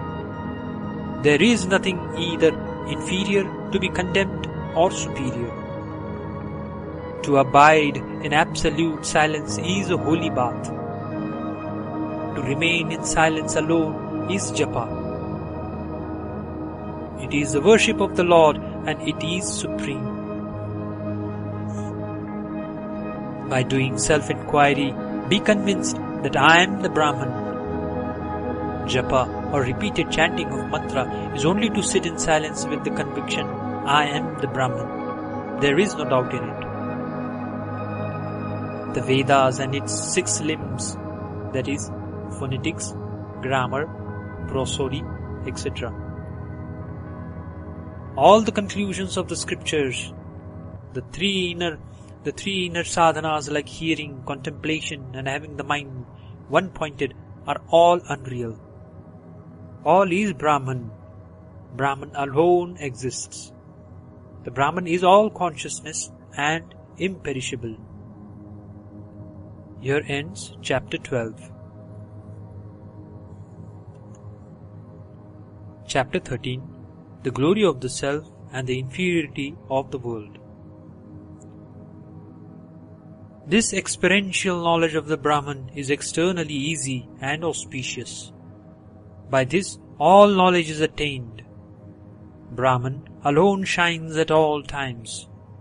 It is the greatest bliss. I am Brahman alone and take various forms being objects of the world. Being the Brahman, I am the most beloved of myself. I am myself, the Brahman indicated by the Mahavakya, that thou art. I shine by myself and reveal others by my light. The individuality disappears in me and I also take the form of Ishvara, the controller of the universe, that is like Shiva, Vishnu, etc. Brahman shines as the consciousness as also as the insentient. When the Brahman does not manifest itself, we call it as insentient or jada. It is told in the Upanishads that the sacred syllable Om represents all, the absolute truth, the world, gods with forms, self, and the formless God. Brahman alone takes the form of the syllable Om also. I am the eternal self, but appears as unreal by nature. I am the bliss. I have no support. I am only the Brahman and nothing else. I am besides the jurisdiction of speech. Speech and mind are imagined. They do not exist in reality. I am the Brahman who is the self of all. I am absolutely pure. Whenever there is mind, I destroy it, myself being in the form of self. The Brahman is the truth, consciousness, and infinite. It is not unreal or false. It is the insentient, which gives us sorrows. I am the Brahman without attributes, that is Nirguna, as taught by the Sadguru. The Brahman with attributes, that is like form, compassion, etc., is the relative, that is Saguna Brahma. I am the pure knowledge embodied. Always meditate, I am the one non-dual self. My form is blemishless and pure. While meditating, remain in your being or awareness. Just remain drowned in the feeling of existence as I am. Do not add, I am a man or woman. I am a doctor or engineer, etc. Always contemplate on, I am that, I am that, I am the Brahman, I am the consciousness, I am the consciousness. It is the truth that Brahman alone is all. This world and nature are not real or true. leave off all thoughts of the world and its objects by always thinking of the Brahman, the ultimate reality. In due course, leave off that remembrance of Brahman also, but remain firm in your nature. Then leave off that firm form also and remain only as the Self. Leave off that renunciation also as also any differentiation as I and Self, etc. Envelop yourself with the Self only and remain in your own Self. There is no doubt that all the world is only a thought and nothing is real. All is Maya, that is delusion, and worth nothing. If we see anything other than the Brahman, it is unreal and false. All the things from the lowest to the highest are all untrue. There is neither the body nor the 5 basic elements. There is no mind either. It is all a misapprehension due to delusion. There is nothing called real or unreal. All the Mahavakyas are neither real nor unreal. None of them exist. There is no doubt that I am only the Brahman. There is nothing to be grasped, nor is there anything to grasp them. They have nothing to do with the Self. There is no place of pilgrimage or a holy bath. There is no God or its worship. There is no cause for birth or death. There is nothing called the truth or a true form. As there is only the Brahman, there is no differentiation called truth or untruth. No father or mother exists. There is no body. There is no form of sight or things to be seen, that is, like the world. Here ends chapter 13.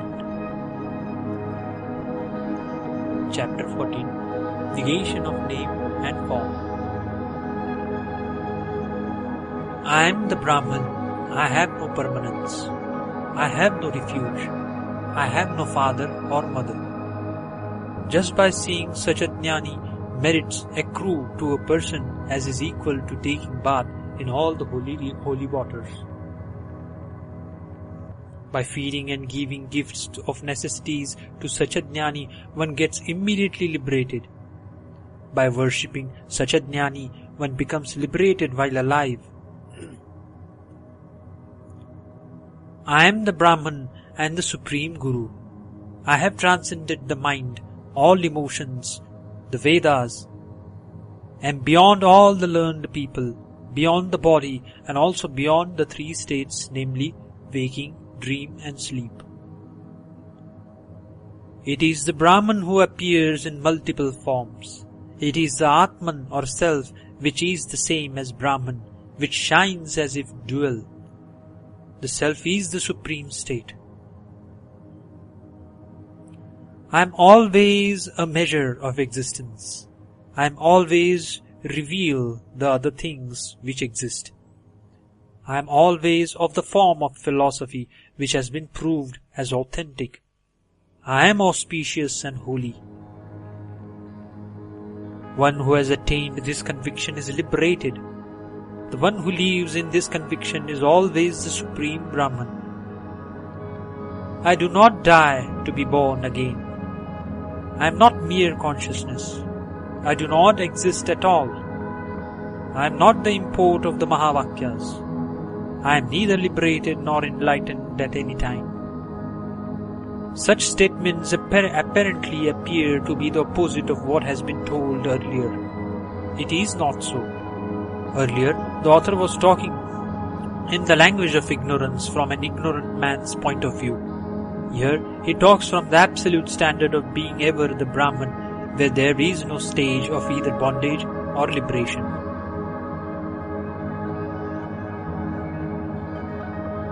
I am neither the sheath of intelligence nor the sheath of bliss covering the Atman. I am indeed the Brahman. I have no names or forms. When once we reach this stage of consciousness, we should now forget and abandon all that has been told in terms of name and form, just as we throw away a scrap of wood or unwanted stone.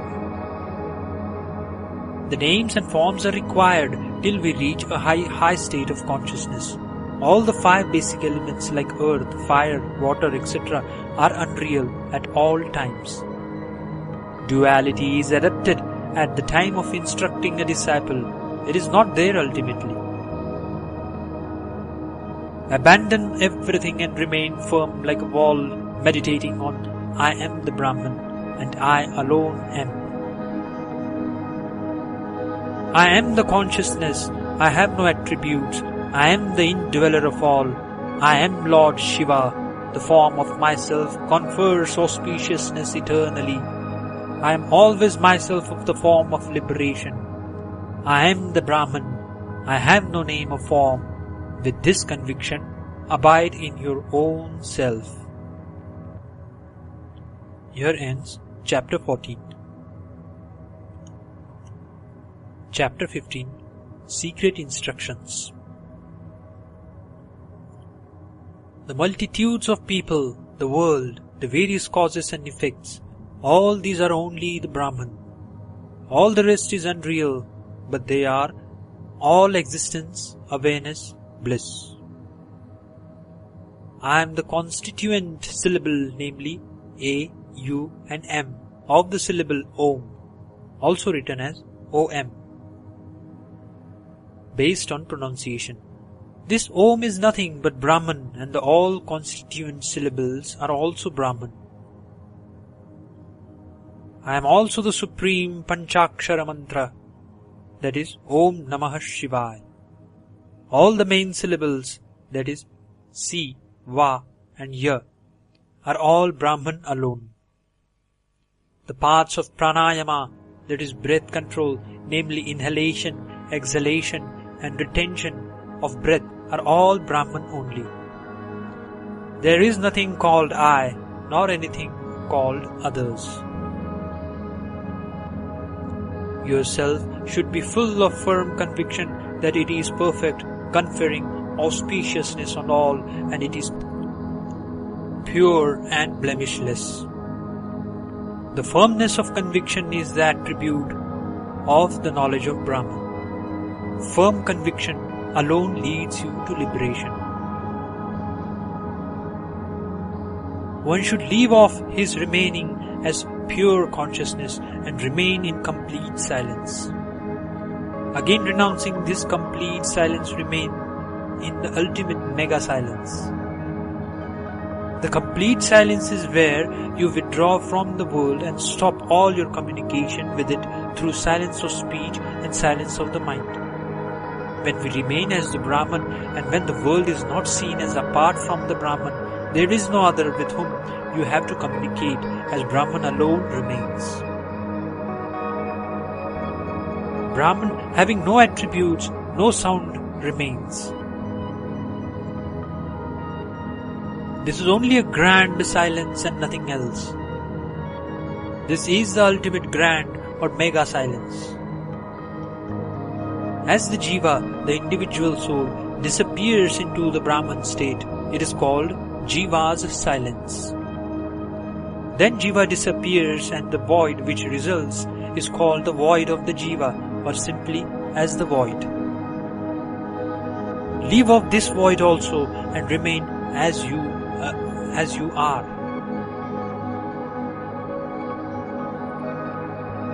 Anything beyond this state is indescribable and inconceivable. Nothing can be seen and nothing can be told. All is existence, consciousness, bliss. It alone is. The individual soul is nothing but existence, consciousness, bliss. As all is one consciousness, differences in gender as man or woman is not recognized on this path. Even a Brahmin, though he might have studied the Vedas, is not considered as a Brahmin, that is the highest caste, unless he possesses the knowledge of Brahman. Brahman alone is the thread that links those who are after liberation. The secret as expounded in this portion has not been told by anybody else except Lord Shiva. to Ribhu. There is nothing like I or mine at all. There is also nothing like I am a jnani, that is, one who knows the final truth. I am pure, I am the form of Brahman, the bliss who was never born. These truths are my firm convictions which I will tell only once to the disciple who is intent on Brahmabhyasa, that is, a practice where one goes on remembering the Brahman. I am bereft of time and timelessness, self and non-self, and also achievement or non-achievement. I am all void and imperishable. I am the tenet of philosophy and utterly blemishless. There was never a time when I was bound, and hence never liberated. Having been convinced in this manner, at all times remember, I am the Brahman. By this alone you will certainly be liberated. I am the Lord Shiva. I am all consciousness. I am always auspicious. I am of the form of existence or being. I am liberated and beyond any words. That is, I cannot be described in any words. This is unhappiness. This is happiness. This world shines. I do not shine. I do not exist. All these things are not in me. I am pure consciousness, bereft of everything. I have no body at all, gross, subtle or causal. This Brahman cannot be recognized as this, I, or by any attitude. When no doubt is left, the state of feeling I am the Brahman is reached. Blessed with this feeling, let you be happy when all doubts are set at rest. Let me leave the company of all and be merged in the Self. Here, leaving all company means the conviction that I am the Brahman.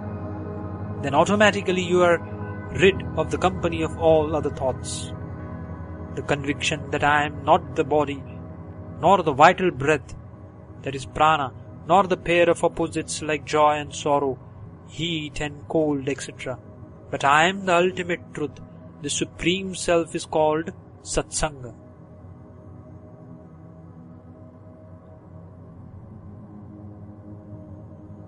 I have no form of my own.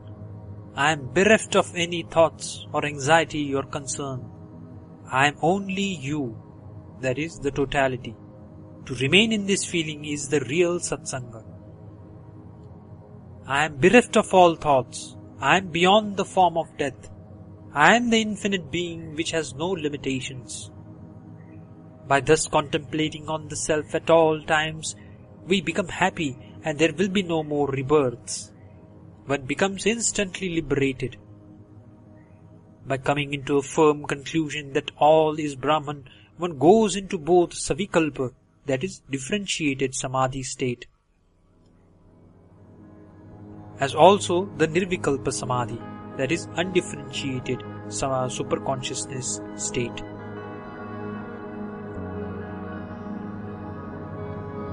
Brahman is the void state, so no Samadhi can also remain. When we get into Samadhi state, due to the dispassion, that is Vairagya, this state of detachment results only due to the absence of ego, that is considering the body as I. This sort of the state is the state of a Jivan Mukta, that is one who is liberated while alive. Leave off all thoughts including the one that I abide in the void. Do not also think that I am not abiding in the void. Forget your own existence. Leave off the thought that I am the consciousness or existence. Finally, leave off this renunciation also. Do not remember anything. Even a trace of remembrance will cause you great sorrow by involving you again in the big ocean of samsara and hundreds of rebirths. Here ends chapter 15. Chapter 16. Brahman is all. The entire body is all consciousness, including the gross, subtle and causal body. When I renounce my body sense, then also I am conscious. Neither one can say existence is Brahman, nor can one say there is no Brahman. There is neither being nor non-being. I am indeed consciousness only. Nothing exists. I am only consciousness. Real and unreal, cause, effect and doer are all non-existent. I only remain. There is no purity or impurity, not duality or duality, single or multiple. There is no past, present or future, equal or unequal, delusion or non-delusion. In the Mahavakya, that thou art, there are no words like that or thou, nor the merger of these two. I alone am. I am the Brahman. This world is the Brahman. It is supreme and imperishable.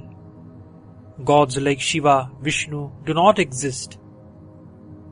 Only I am. Nothing else exists on its own. The form seen by the eyes and sound heard by the ears is all Brahman. Nothing else exists. All is Brahman only, with the attributes of existence, awareness, bliss only. The entire world is only consciousness and bliss. Nothing remains separately. I alone am. The things created by a cause, whatever remains unmoving and silent, whatever is eaten as food by the body, whatever is perceived through the senses, whatever rituals and rites are prescribed in the Vedas, whatever hypothesis is put forth in the Shastras, the various concepts like the Creator, the categorization into 4 categories of Jivan Muktas, the conviction that I am the Brahman, the idea that I am consciousness, the concept of Mahamaya, that is the great delusion, the conviction about the great void, the concept of a grand world, all these have no existence of their own. They are all Brahman only. All duality as also all sorrows are all imaginations of the mind only. Myself, all the 3 worlds, whatever is chanted mentally and all talks are all Brahman alone. The mantra that nothing at all exists and all is Brahman is the best of all mantras. The conviction that all is Brahman is equal to the elaborate worship of Lord Shiva. It is the best renunciation. It will liberate us of all body sense. Heaven and hell are delusive imaginations. Brahma, Vishnu and Shiva are all an illusion. Their worship is also delusory. The various divisions of caste, that is Brahmin, Kshatriya, the warrior, etc., and also the division like a celibate, that is Brahmachari, monk, etc., are all illusory. I am the true consciousness.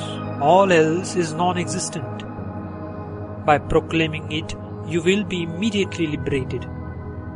What all has been told in this text so far are all non-existent, but the moment it penetrates your mind, you will get the conviction that Brahman alone is. The remaining portion of the chapter 26 of Ribhu Gita, which has been specially praised as the most important by Bhagavan Ramana. It has been titled in the text as the mind filled with the divine nectar of knowledge. I never existed, nor was there the imperishable being who transcends all the supreme. It has no interior or exterior. There is no determination to do something. There is neither all pervasiveness, nor limitedness, nor japa, etc. There is no master, or disciple, no permanence, no good or bad, neither one nor many forms, and neither liberation nor bondage. There are no senses or sense objects, neither any doubt or conviction, neither up nor down, no attributes, neither joy nor sorrow, and nothing secret. There are no sanchita, that is accumulated karmas, or agami, that is the present karmas which are to be transferred to sanchita in due course. There is no ignorance, no knowledge, no dullard or no man of wisdom. There is no life or death, neither contentment nor anything enjoyable. There is no satsanga or bad company, no Brahman, no inquiry, neither practice nor any speaker, no holy bath or places of pilgrimage. There is no merit or sin, nothing related to oneself or interpersonal or an act of God. There is nothing worthy of condemnation, neither the earth nor the nether world. There is no success or failure. There is no fear. There is no love or a quick death. There is nobody guilty. There is no delusion of scriptures. There is no sattva-guna, rajoguna or tamoguna. There are no different genders like a man or woman or a eunuch. There is no praise or abuse. There is no individual soul or control of mind. There is no childhood or youth, none related to us or not, no friend and no brothers. There is neither deep sleep nor the fourth transcendental state. This is the Supreme Brahman, known also as the divine nectar of knowledge. I neither had any past births, nor am I subject to rebirths in future. There is no talk of being consciousness alone, no implied duality in saying I am Brahman or I am consciousness. There is nothing open or hidden. There is nothing big or atomic. There is no thought of the indivisible nature, no arising of any thoughts, and no destruction of all thoughts. There is no question of having thousands of thoughts, one after another. There is no question of their getting destroyed, moment by moment. And there is no question of being a witness of all thoughts, or that of meditating that I am the Self or Brahman. There is no world or mind, no movement of activity. The one who lacks in this knowledge of the Self is a great sinner and is subject to severe diseases. There is no doubt that I am the Brahman. The knower of the Self lives in the essence of indivisible unity.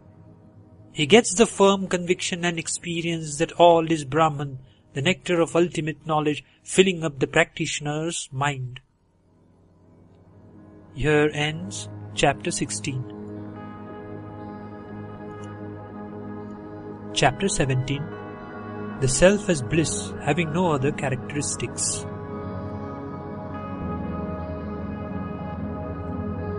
The bliss of the Brahman has no cause and effect. It is eternal. I derive no joy from the objects of the world, and I reveal the unreality of the worldly happiness. I transcend the bliss one gets from the stage of no mind, that is, no thought.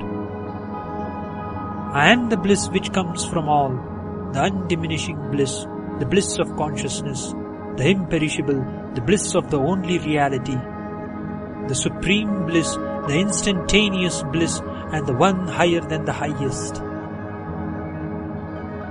I am the bliss which comes from the sacred sound of Om, the great bliss, the bliss of consciousness, which is second to none, the Self which is void of bliss or non-bliss, bereft of bliss, arising from the differences in objects. I am the Brahman not subject to birth and death. On account of this firm idea, I am fully peaceful. I am the innermost of the innermost. I am peaceful with the idea, I am Lord Shiva. Then I graduate to the idea that I am the Self. I am of the eternally pure form. I am the embodiment of consciousness. I am without a beginning or end. I have no duality either in the beginning or at the end. I am the Supreme Brahman. I am what I am. Thus, always thinking, remain happy in your own pure self. Be happy, be happy, be happy eternally. You are not different from the Vedas. There has never been an imagination. There is nothing called the mind. Mind exists as also is non-existent. This is because existence is the truth, but the forms of existence are false. So we cannot say that the world exists. I am the unlimited, that is infinite one. I am always permanent. I have no thoughts. I am the Sadguru, that is the Guru who is the ultimate existence. I have no bodies. I have no activities. I am all the mantras. I am always highly peaceful. I am beyond all the inner faculties. I live reveling in myself in the holy place of the Atman, in the holy waters, in the attractive bliss of the Atman, knowing well that I am the Self. I am the Self, I am the Self that I am. I am not worldly, I am the Self of all. I am the Atman at all times. I am the eternal Self. Thus meditate on this always and you will achieve your goal. The goal is ready there as the consciousness. Here ends chapter 17. Chapter 18. To be one with Brahman. There is no fear from a second person or thing when one gets awakened into the non-duality. There is no question of peace or lack of peace. This is the Brahman. May you become one with it. Where there is no resolution to do, and when there is no delusion and the mind has become no mind, may you become identified with that Brahman. Where there is no scholarship or learning, there is no one's own side or opposite side, that is in argument. When there is no defeat or non-defeat, become one with that Brahman always. Where there is no resting after getting liberation, where there is no form of bondage, where there is nothing called a permanent knowledge, become one with that Brahman only. When there is no dispassion, no misapprehension of Shastras, and where you remain as your own self, be always one with that Brahman. Where the mind does not rule over us, where the supreme happiness is, where the state of permanence is there, let you become one with that Brahman. That in which there is neither the frightening fall, nor the wealth of the heaven, nor the Brahmaloka, become one with that Brahman. Where no enlightenment has taken place, where there has been no misapprehension of a world, and where the forms of the various senses and other instruments of activity do not exist, become one with that Brahman. As nothing has happened, neither creation nor dissolution, as such neither ignorance nor enlightenment ever takes place. By knowing which everything gets liberated, after having which nothing else remains to be known, become one with that Brahman. By going on thinking of the Brahman in such terms and forgetting the world and the body, we become identified with that Brahman. When the self is ever content, there is permanent unchanging bliss, and when there is still peace, become one with that Brahman always. Where everything is in the form of consciousness only, where the bliss is flowing like an ocean, and where the Supreme alone reigns, be one with that Brahman always.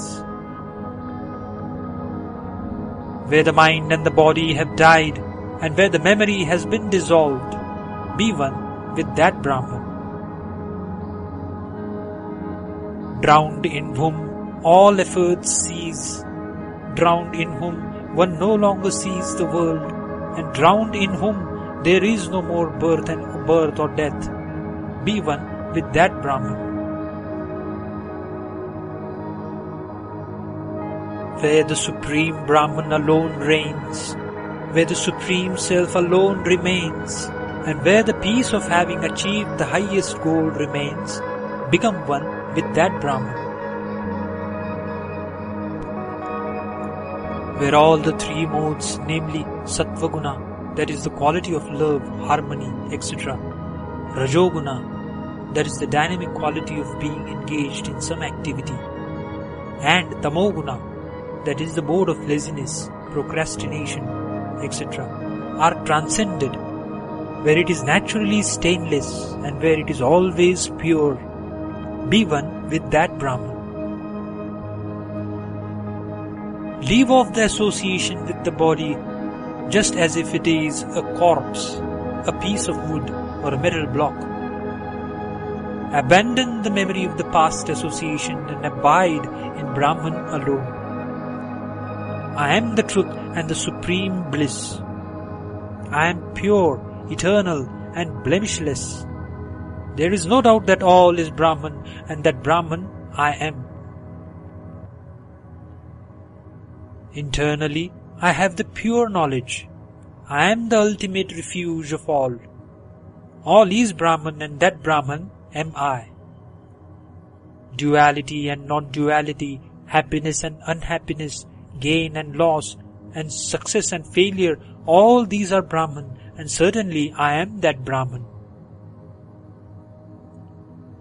The various types of ego which arise out of the wrong identification with the body are all Brahman only.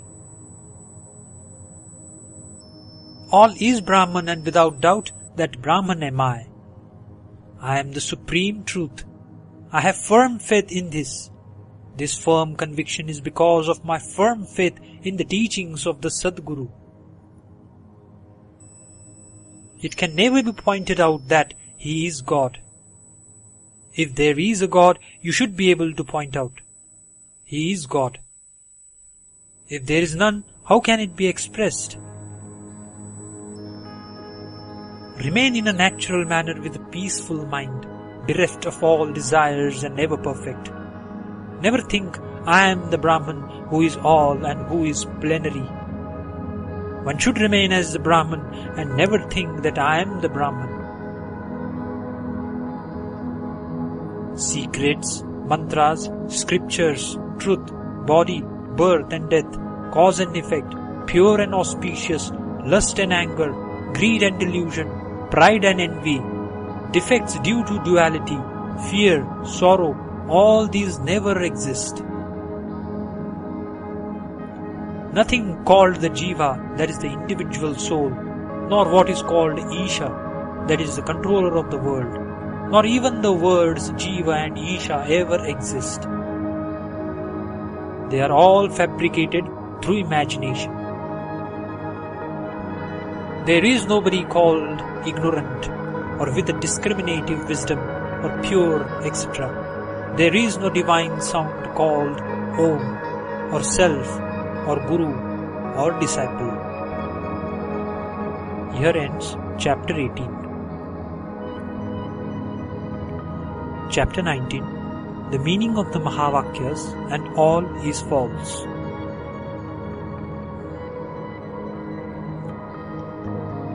There are 4 important Mahavakyas, axiomatic mega statements, each one from one of the 4 Vedas, that is Upanishads.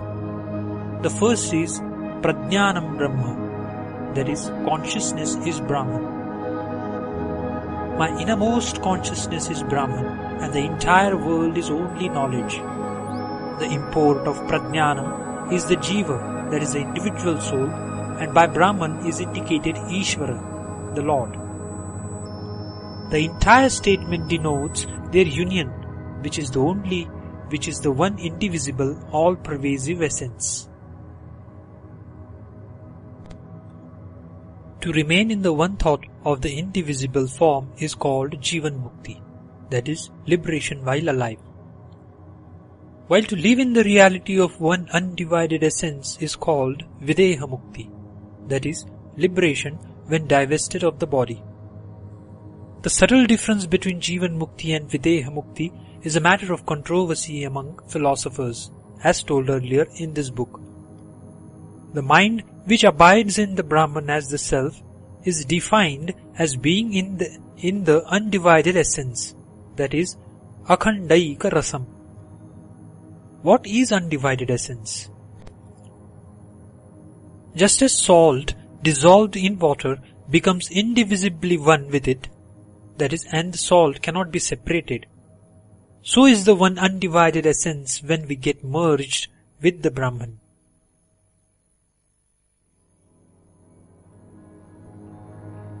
Videha Mukti. First, come to a state of total void by leaving off all thoughts including the I.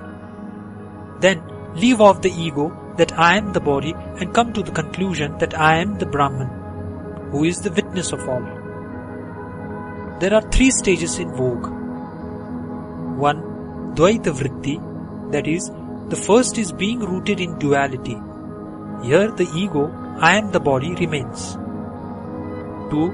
Sakshi Vritti, that is, the firm conclusion that I am the Brahman, the witness of all, remains. 3.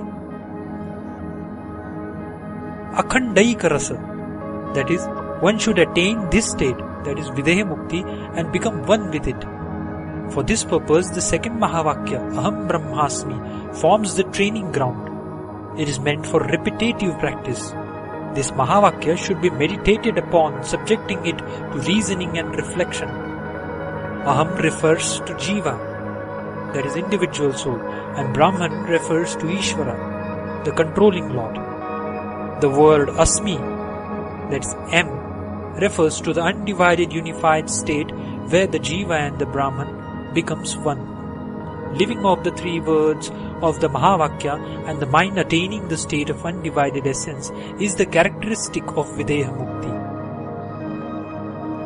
One should now continuously meditate on the Supreme Self that, without doubt, I am the Self, the undivided essence. The third Mahavakya is Tattvam Asi. Here, Tat represents the Lord, that is Ishvara, and Tvam represents the Jiva, or individual soul. Asi represents the unified state of the undivided essence. In one categorization, the first Mahavakya is called Lakshana Vakya, a statement which gives the characteristic of the Brahman, while Aham Brahmasmi is Anubhava Vakya, a statement of actual experience. Tattvamasi is called Upadesha Vakya, where the Guru gives the instruction. The Guru tells the disciple, you are Brahman. You are the undiminishing consciousness. You are existence, consciousness, bliss. You have the conviction that you are the one with the indivisible essence. The one who tells his disciple in this manner is the Supreme Guru. The disciple who gets the conviction that I am Brahman becomes the Supreme Self. The one who says, you are the Brahman, is your Guru. As thus, you are the Brahman, you are the Sadguru too. The one who is convinced of his Sadguru's instructions definitely gets liberation. The one who listens to the Guru's words, the Mahavakyas, that process is called Shravanam, that is listening. To reflect on these words through reasoning and logic is called Mananam, that is reflection. Renounce all forms of renunciation as also the fourth, that is Turiya state. To abandon walking, sleeping and dream states and to maintain in the Samadhi state, that is super consciousness, as only the Brahman, the consciousness is called Sakshatkara, that is realization of the ultimate truth. Ayam Atma Brahma is the fourth Mahavakya. It is called Nirdesha Vakya, that which points out that the Self is the Brahman. Here, the Brahman means the undivided essence. Ayam means the Jiva, that is undivided soul. Asmi means to remain united with the undivided essence. Renouncing everything as void, be convinced that I am the Brahman. There is no doubt. I am the existence, consciousness, bliss. Merging the I with the transcendental truth, abide as yourself. All this world is a great untruth. It never exists. Ribhu continues, the existence of the body, the gender, the thoughts are all illusory. I am the Brahman alone. The different scriptures, the different Vedas, the different types of liberation say Jivan Mukti, Videha Mukti or Salokya, that is, to be in the same world as the Lord with form, etc., are all unreal. I am only Brahman. The divided and the undivided essence are all unreal. Knowledge of the self and ignorance are characteristics of the mind. How can they exist where the mind does not exist? The control of the mind and senses, bondage and liberation cannot also exist in reality where there is no mind. The world of the fire god and the world of Indra, king of gods, the world of the dead ancestors, that is Pitrus, are all illusory. The faith in the Guru's instructions, liberation and the desire for liberation are all unreal. Listening to various instructions, inquiry into their meanings and interpretations, etc., are all unreal. There is no form of truth or reality anywhere. There is nothing called the truth, doubt or contradiction. There is nothing other than the self. All else is unreal. All this looks like contradiction of the earlier parts of this book. As this author has explained earlier, the Vedas, the scriptures, the Guru, the various sadhanas are all part of the grand illusion or unreality, but they form the exit doors to get out of unreality. The tiger in the dream is unreal, but when it bites the dreamer, the pain appears to be real. Only after doing all the sadhanas, when we come to this stage, we are eligible to say that they are all unreal. Though unreal, they are very much needed at the earlier stages. The concepts of Brahman alone, am I. This is duality and I am consciousness. Jiva and Brahman, none of these are real. Any name or form, anything good or bad, any existence, any joy or sorrow, any world, any worship of gods, any meditation other than of the self are all unreal. All is Brahman only. End of chapter 19. Chapter 20. The form of existence, consciousness, bliss, and examples as to how all is unreal. I am only the Self, the Para-Brahman. I am only the state of existence and bliss. This world was never created. I am indeed the Self and am not unreal. I am the Supreme, unmoving Guru. There is no time or world. They are only the erroneous imaginations. I am the non-dual bliss. I am inexhaustible and great. All is only the stainless Brahman. I am the only light. I am bereft of accomplishment or failure. I am of the form of the indweller of all, and hence all witnessing. All is Brahman, transcending all moods like Sattva-guna.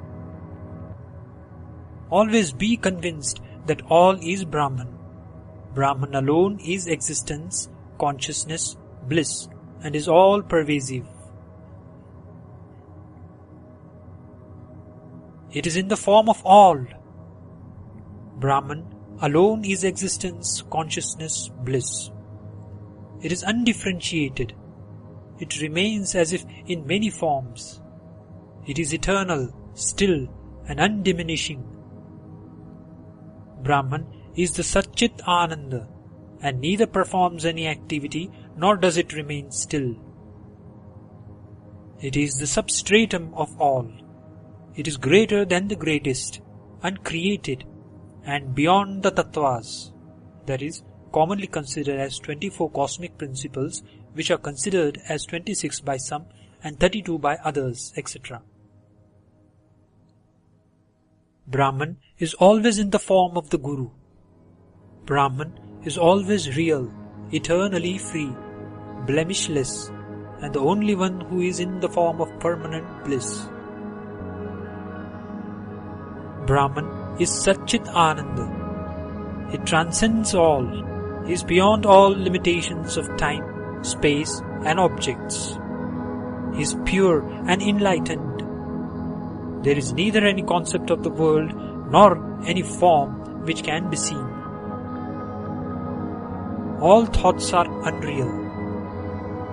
The world which is an effect of thought is also unreal. Now Ribhu gives 64 examples from daily life, that is, events which are absurd and can never happen at all, and says that if such events can ever happen in this life, then only this world can exist as a reality. A few of these examples are narrated below as samples. 1. If one's thirst can be quenched from water seen in a mirage. 2. If a man can die being bitten by the snake when he mistook the rope for the snake. 3. If it were possible to do all cooking by using the green trunk of a banana tree as firewood. 4. If a crow can find food in an imaginary, that is not real, forest. 5. If a person who has died more than a month back comes back alive. 6. If the milk milked from a cow can be put back into the udder of a cow. 7. If the Mount Meru can be tied up and moved by the fibers of a lotus stalk. 8. If a fish can go inside a lotus bud and remain there. 9. If a lion can be killed by a mosquito. 10. If all the three worlds can be contained inside the cavity of an atom. 11. If a person blind by birth can evaluate gems and find out whether there are any defects in them. 12. If the eclipse can be seen when Rahu alone is there without the sun or the moon. 13. If a plant comes out of a fried seed and grows. 14. If there can be a reflection in a mirror without any object. 15. If an elephant can be born out of a ram's womb. If only utterly impossible events such as illustrated above were to happen in reality in the world, then the world also will have a real existence. Otherwise, not. Here ends Chapter 20. Chapter 21. Meditation on the Brahman. Ribhu continued, O Nidagha, my disciple, all this world is the Self alone. I am the Supreme Self who can never be harmed. I am free from all thoughts and bereft of all joys of the world, that is, which are unreal. I am the embodiment of time, action, world, duality, the seer and seeing. I am just consciousness, ever free. I am not a limited individual soul and have no bondage. There is no sadhana called Shravanam, that is listening, and there are no 6 signs or formulae for interpreting a sentence or a verse. No such world as the one we see exists. Our failure to inquire into the reality of the world involves us in great sorrows and fear. There is no existence of an individual soul, that is Jiva, or a world or a grand illusion called Maya, and of any differences between the Guru and the disciple. Brahman alone is the entire world. There is nothing else other than the Brahman. All this multiplicity represents the various forms assumed by the Atman only. Duality is all false. The mind, that is thoughts, is the only phenomenal world, and there is no other world. If the thoughts are destroyed once for all, never to rise up again, the world also gets destroyed. Mind and the thoughts alone form the world, and they have taken the form of the ego, that is, I am the body.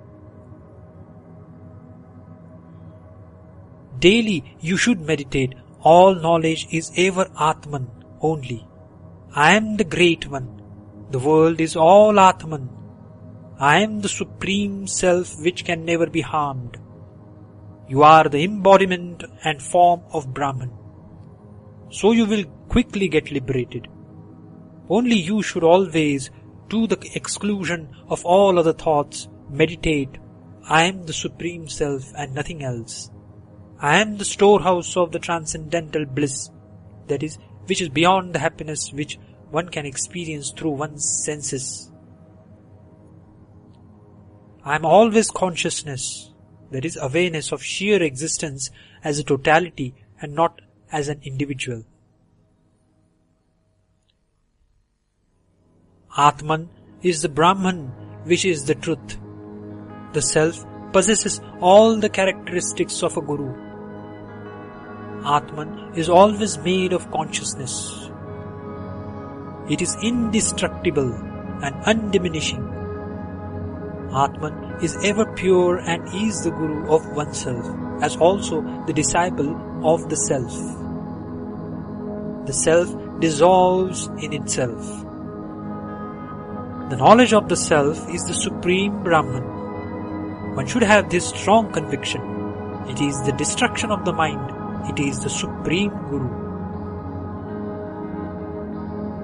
The knowledge of the Self is the destruction of the mind and leads one to liberation. It destroys all fears and bestows bliss. What exactly is meant by the term knowledge of the Self? It is only the firm conviction that I am the Brahman and also absolute faith in it. It leads to growth of all prosperity. Here ends Chapter 21st.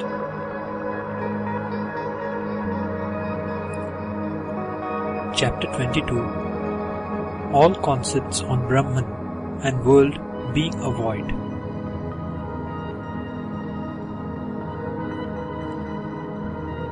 In the Ribhu Gita, many things are repeated many times. For a worldly person, they may even look boring. For a real seeker, the repetition of certain important truths are meant to be deeply entrenched in the subconscious mind. Hence a repetition even 1,000 times is but inadequate for that purpose.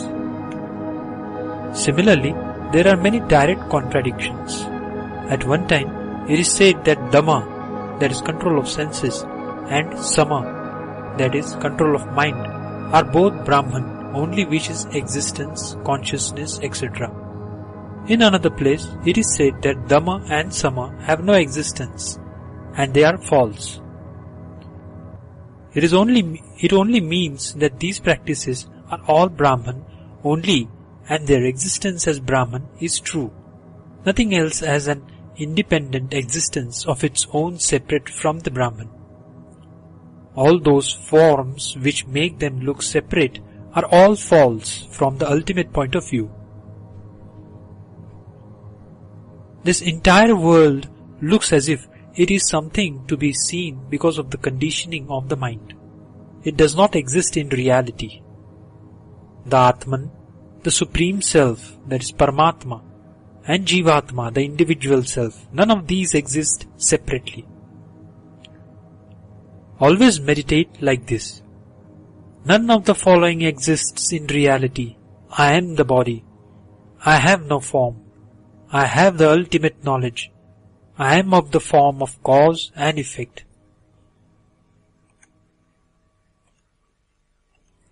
Whatever happens in the world, whatever sadhanas are being done, whatever is without an end and meditation on the Brahman are all created by the mind, that is, the thoughts. This entire world can be considered either as a product of the mind or as Brahman. The knowledge of the Self is the Supreme Brahman. The nearest sign or symbol of the Brahman being Om, the japa or the repetition of Om bestows one with bliss. In the absence of anything other than it, the Self alone is conducive of the good of the Self. It is the Self which puts the end in delusion. There is nothing other than the Self. Self-knowledge is the Supreme Brahman. It is the happiness beyond all happiness. There is nothing greater than self-knowledge. There is nothing to be remembered other than the self-knowledge. All is Brahman. You are yourself the Brahman. At all times you have to come to this firm conviction. The conviction that I am the Brahman is the greatest liberation. By this only one accomplishes all the duties which one has to do in this life. This is the bliss of all times. I am the Brahman. This alone will destroy all the bondage, no doubt. I am the Brahman. This alone is the conclusion of all systems of philosophies. I am the Brahman is the final conclusion of all the Mahavakyas of the Upanishads. This is also the conclusion of Shaiva Siddhanta. This is the conclusion of Narayana, that is, Advaita philosophy. The teachings of gods and all masters. This represents the essence of the teachings of all philosophies. This is the experiential wisdom.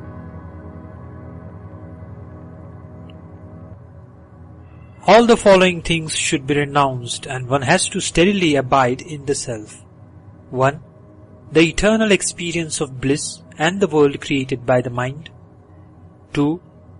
The idea of existence such as this or I am or the world is. 3. One's delusion that one is an individual and one's own birth and death. 4. The existence of a Maya, that is grand delusion. The existence of a mind which appears as the world and all teachings of the Vedas and scriptures. 5. The concepts such as there is only one entity. Talking of duality, the delusion that I am Shiva or I am the Brahman, the Creator.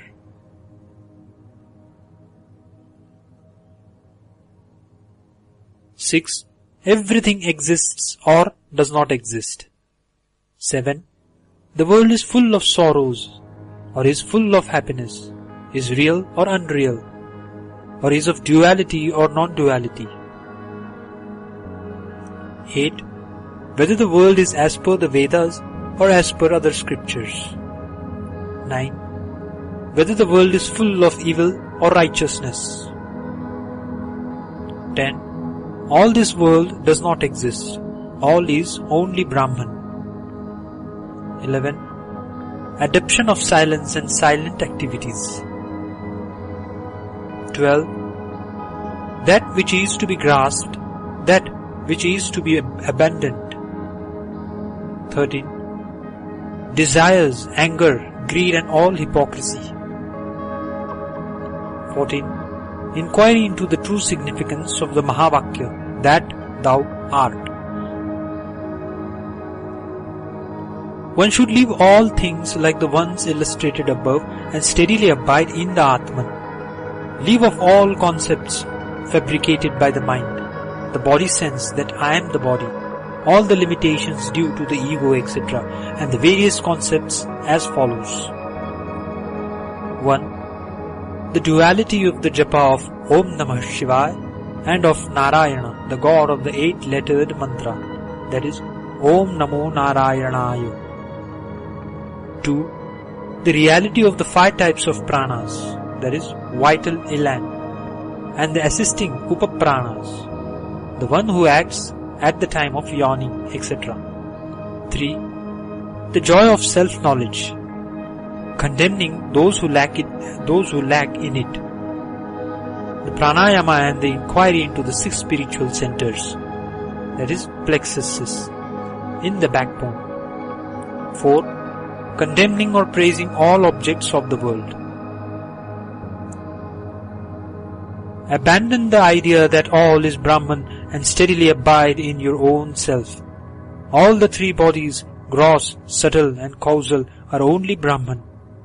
Realize this always, every moment.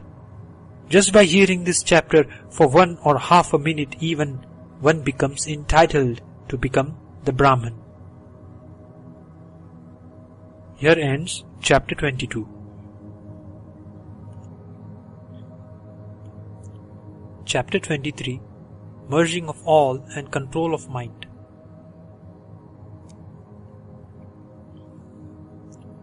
Meditate that I am that Brahman who is all consciousness, beyond the 3 modes, that is Sattva, Rajas and Tamas, transcending all people and all states, that is waking, dream and sleep, and inexhaustible. I am all pervasive and a witness. I have the conviction that I am Brahman and I am riding on the vehicle of worldliness. This means I can direct the vehicle to go wherever I want and I cannot be ruled by it. My nature is free from all worldliness. My Jivatma is free from all worldliness. All my associates are free from worldliness. All my inquiries are free from worldliness. All myself is free from worldliness. It is the mind which has become the world. It is the samsara, that is the phenomenal world, which binds people. All the merit and sin belong to the mind.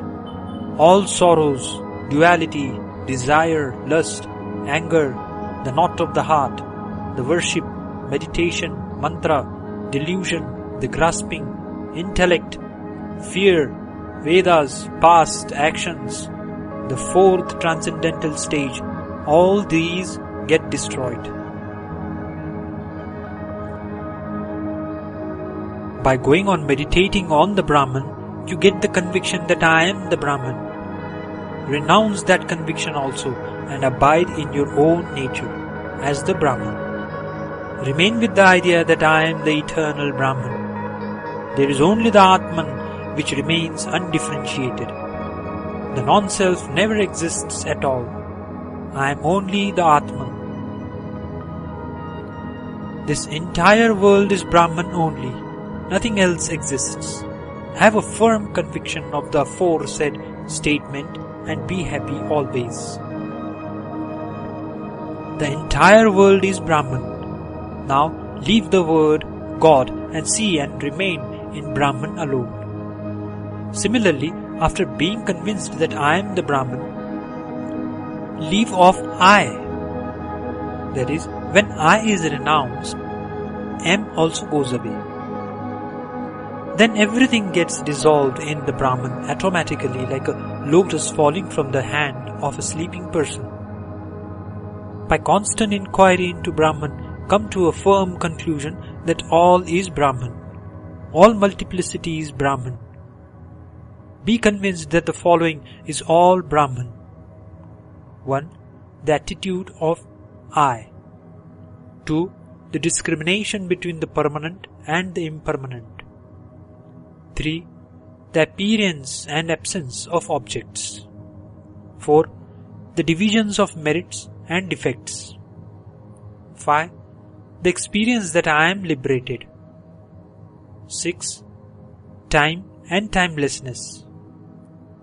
7. The experience that I am an individual soul. 8.